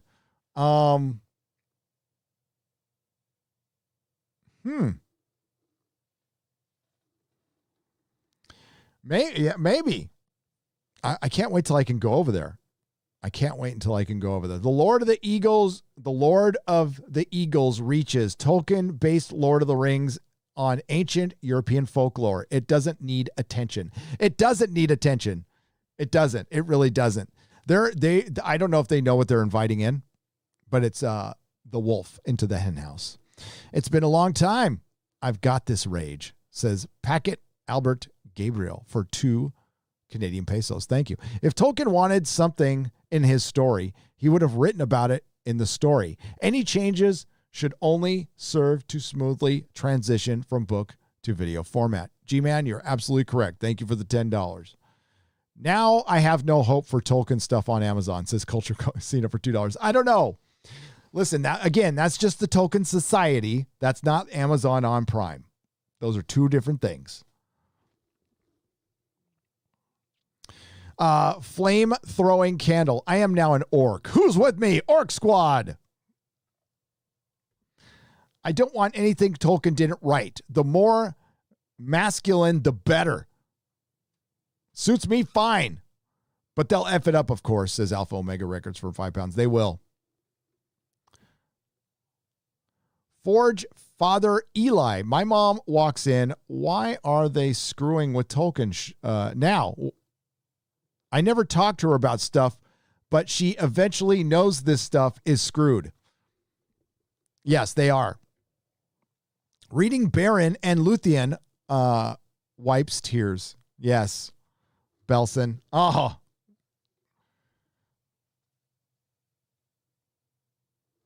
And he named her Nightingale. Zombie Spikes Lee for $5. Amazon introduced Tolkien's Blacks and Lord of the Rings story. A Lord of the Rings story. I don't know why it's funny, but it's funny. Jason Stahl, The Lord of the Rings, Amazon Prime is going to suck so bad. I don't want it to. I don't. I really don't. Cold Whispers, thank you for the Bravo super sticker for $5. I appreciate it. Brian McAlder. And now the Tolkien estate has fallen into the clutches of the minions of Morgoth. All is lost. It's not. Because maybe we can stop it. I don't know. Charles Burnett for $25. Baby Grogu forgot to close the airlock, so now whole Mandalorian will be blown into space. So yeah, when he's walking out the door, he forgot to get it. Flicks by Cody. What's a D's knee? Is that what's a D's knee? Is that a prosthetic limb? Oh. Get them both. BB Meyer for $25. Cosplay in Japan and other subcultures is respected. Not this wannabe thought play. Wouldn't let me say shit. Gotcha. Oh, I know I'm talking about America. I'm talking about America. I'm talking about how it's affected cons and geek culture.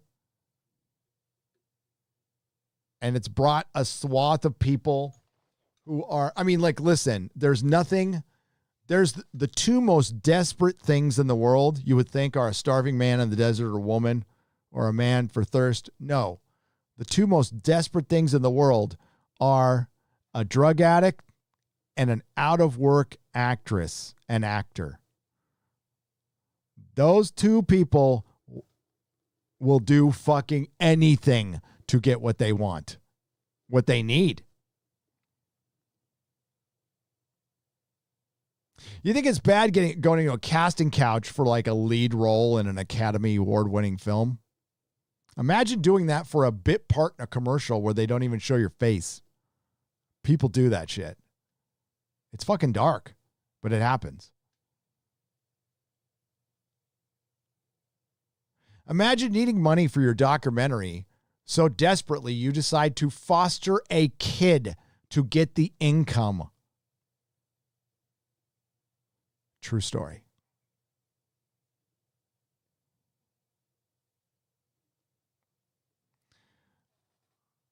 Tyrannus Cygnus, thank you for the $5. I Love Lamp, thank you for the $5, both of you. Bless you. Gary, the Star Trek account on Twitter just posted a promo pic for Prodigy. Oh my God, what the fuck? Oh, I'm going. There I go.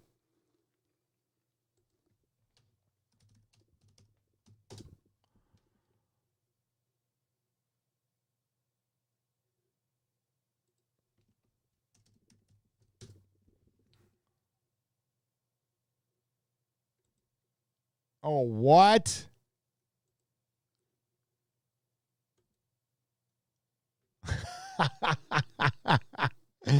It doesn't look like that. What the fuck? That's oh, jeez. It doesn't. It looks like fucking Disney. It doesn't look like Star Trek at all.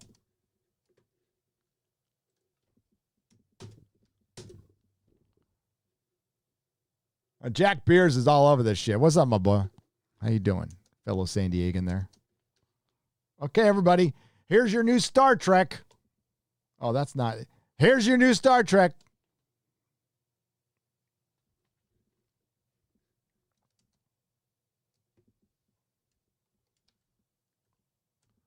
Man, that looks so Star Trek.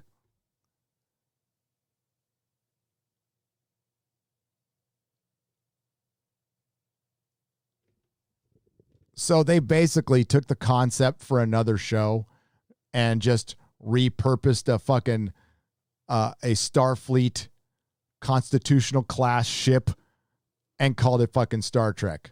All these designs were already made. This was, yeah, there's no way this was designed originally for Star Trek. I call bullshit from the get-go. This is a repurposed design, repurposed show. And it's not even on brand. Let me guess. The big guy is really sensitive. The big one is really sensitive.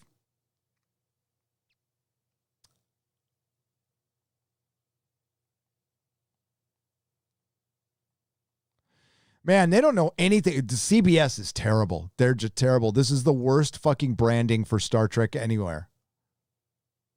This doesn't look anything like Star Trek. Like, it's terrible branding. This is some of the worst branding. Like, you know, listen, I'm decent at branding. I did a pretty good job of it when I worked in it and when, you know, at the shop and, you know, listen, I'm confident in my abilities to brand. Okay. It's not easy. This is fucking terrible. Like, objectively, it's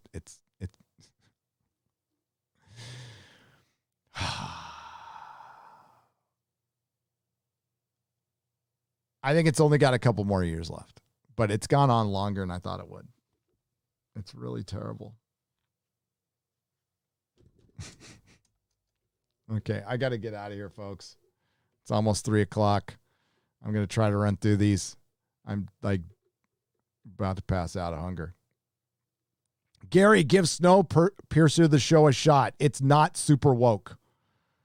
It's not super woke. You didn't sell me on that one, Rick Moranis. But I respect you, Rick Moranis. Thank you for the $9.99. I'll check it. I'll give it a shot. I'll try the first episode. I wasn't crazy about the movie.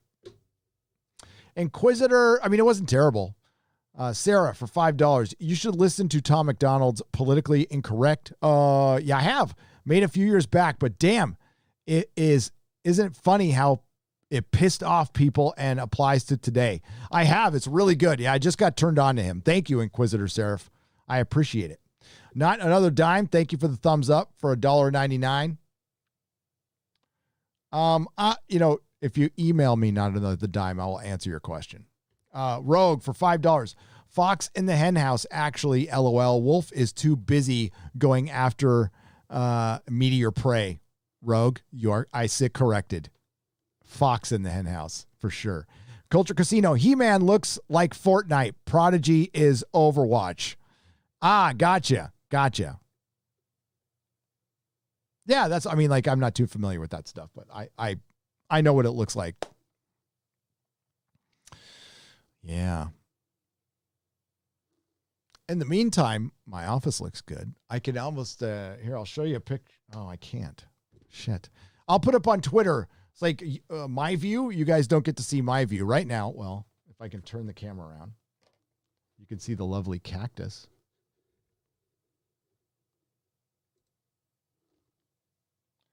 That looks terrible. But I'm very happy with what I finished. For one, the video game works. See? It works. I'm stoked. And yeah, I got a bathroom right there. That's really great to have a bathroom right there. But yeah, there's my view.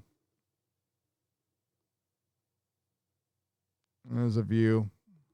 The cactus. You can't see behind it, but it's actually there's mountains behind there. It's really, really kind of nice. I'm a Mug Club member. Yeah. God, like that fucking disgusting logo right there on Doctor Who. I hate it. Yeah. And then up here, but there's stuff everywhere now, including my pinball machine, which works still, by the way. Yeah.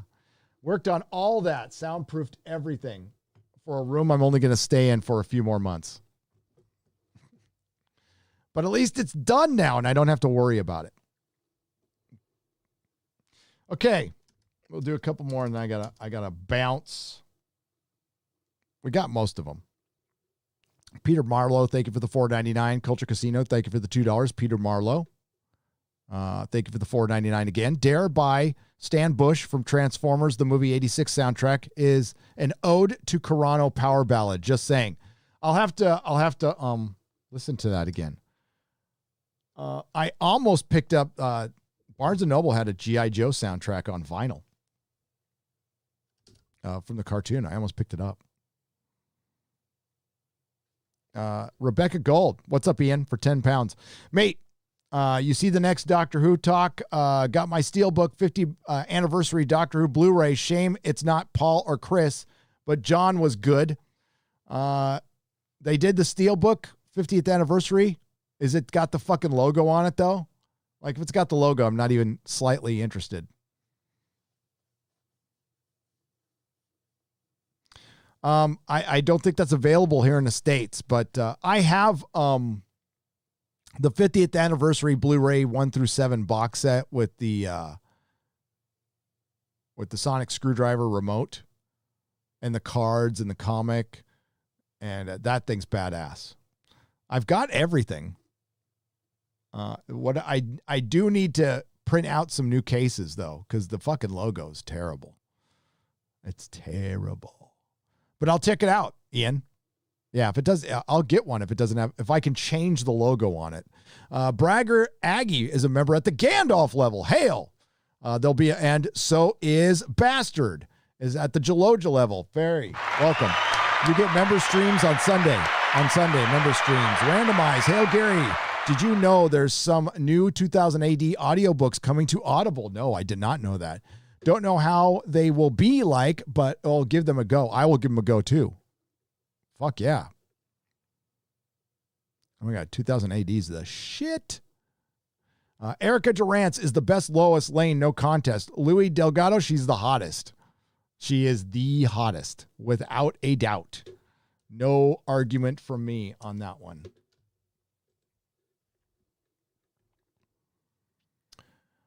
Let's give that one a refresh.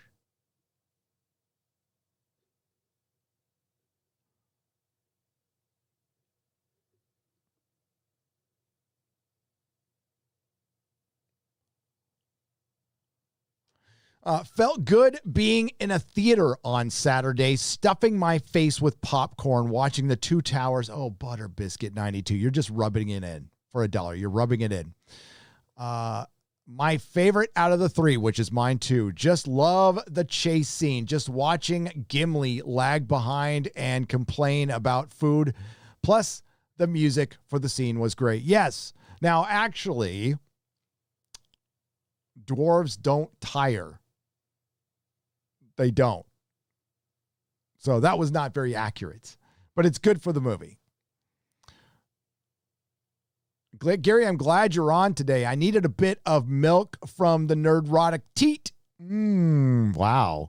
That's some cultural entertainment and some cultural entertainment critique. I fucked that up. Tastes like a whiskey sour. Wow. Jaffo. I didn't know I tasted like whiskey. Wow, somebody said I was hot today, too.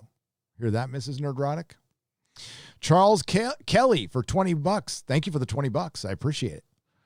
And we have David Damien. Oh, I already read that one. Okay, we're good. I missed a couple. I'm sorry. I'll put them in a square up, obviously. I just posted one We're almost through the Carrie Smith. God, I'm so behind on this stuff. And this is because, Lady Greymaster had to relinquish her producing duties to take care of a family. I know. I don't understand her priorities either, but she did it. No, it's okay. And yeah, now it's just me and Perry working on our own. And apparently one of our videos got pulled and I got to see what happened. See if it, but Perry, just want to let you know, I love you so much. Don't worry fucking about it. We got it. We got this. So yeah, I have 3 channels. I have the main channel. I have Nerdrotic Live and Nerdrotic Daily. Nerdrotic Daily I run in partnership with Perry Chan. So subscribe to all 3 of them, please. Subscribe early, subscribe often. Thank you for the donations. Thank you for the super chats. Thank you to the Modrotics. Eric K, you're wonderful. And let's see who was here. Let's see all the Modrotics who are here. So there's Nyla Shadow. There's Eric K. I know you guys can see this too. Problem Being, what's up? Lord Thoth. Oh, the whole gang is here. Look at you. Jennifer Cisco, Draco Argentius, just another red shirt. I said Lord Thoth already, didn't I? I did. Chris Persia, the Canadian Wrench. That's cool.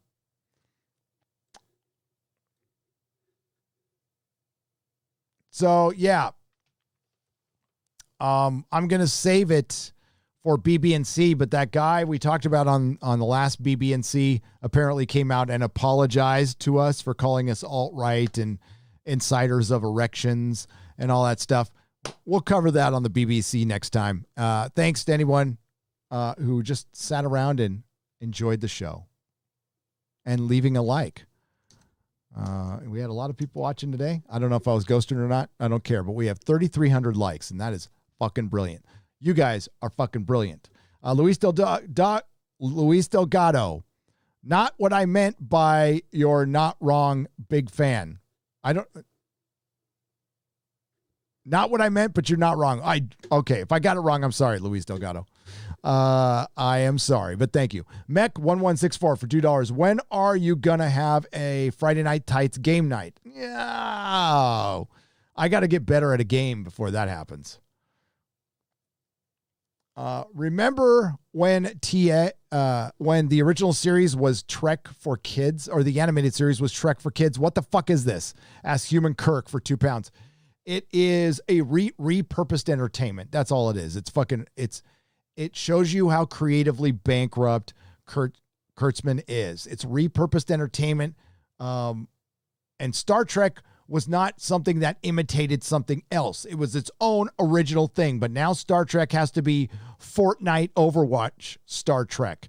And we need to have Game of Thrones Star Trek and this and that Star Trek instead of fucking Star Trek, because Kurtzman sucks. He is one of the most vapid, creatively bankrupt people in Hollywood. Obviously, his better was Roberto Orci, and since they have broken up, he has been absolute shit, yet he still gets a lot of money based on riding fucking Jar Jar Abrams' coattails, and he worked for Sam Raimi, and it takes a long time. This is what happens when the bankers who run your organization don't watch the fucking shit you pay for, you fucking morons. It's fucking dumb. It's just dumb. But, I mean, at this point, I just kind of point and laugh. Look, if you're a channel covering Star Trek right now, we are in the darkest time for Star Trek. And I'm talking about all the time in between Enterprise and Discovery when there was no Star Trek. This is the darkest time for Star Trek. It is on the verge of total collapse. They could fucking make all the fucking shows. Why do you think we're getting Strange New Worlds? Because nothing was working. It's the last fucking chance. You got a white guy leading.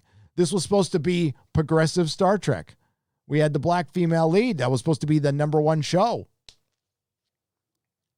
It just aired. Nobody's talking about it. It's because nobody cares.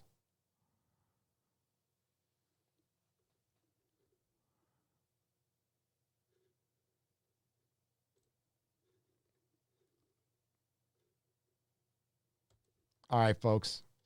I was trying to read that last one, and I couldn't. Let's see if I can scroll up to it. Yep. We'll wrap it up there. Oh, there it is right there. I can almost see it. Tolkien was a Catholic in a country that doesn't really welcome them to this day. It is illegal from a prime minister of the UK to be Catholic. You're kidding me. Really?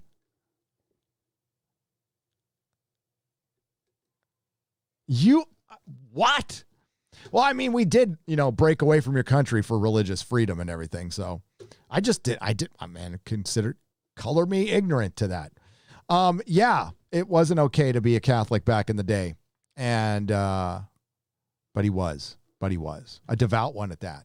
So on that note, hail J.R.R. Tolkien, hail Christopher Tolkien. May you rest in peace. And hail Gina Carano. We will not kneel. We will not let Disney forget what they did, even if the news cycle dies down. And you know what? A fucking well done. I just threw up a little bit in my mouth. Greg Berlanti and the CW. Superman was good. It was a good show. I'm about to go recommend it to Mrs. Nerdrotic because she loved Friday Night Lights and she's going to fucking love it. So well done. Well done. So on that note, guess I'll go now. The next live stream will be Friday Night Tights. Friday Night Tights. Who's the guest? I can't say because they only they said they should be able to make it unless something happens last minute. So we could either have a guest or no guest at all, and it'll just be us. But I can say on the 5th, we have Kurt Metzger returning. Kurt Metzger returns to Friday Night Tights on the 5th. And you'll just have to be surprised on Friday. It's a big guest. All right. So, ciao. Nerdrotic.com.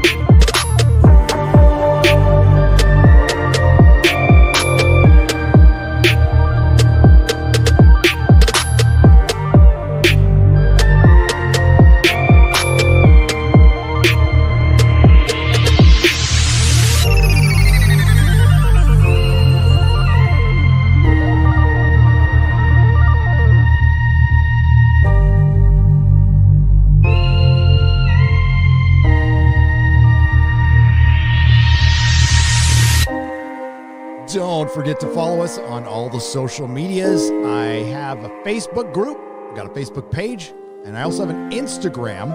It's instagram.com/nerdrotic. Mrs. Nerdrotic runs it. She'd like you to follow me there. And she runs giveaways where you could possibly win like the hat I'm wearing. We're working on a brand new shirt design. We're working on shirts for Friday Night Tights. That should be happening very soon.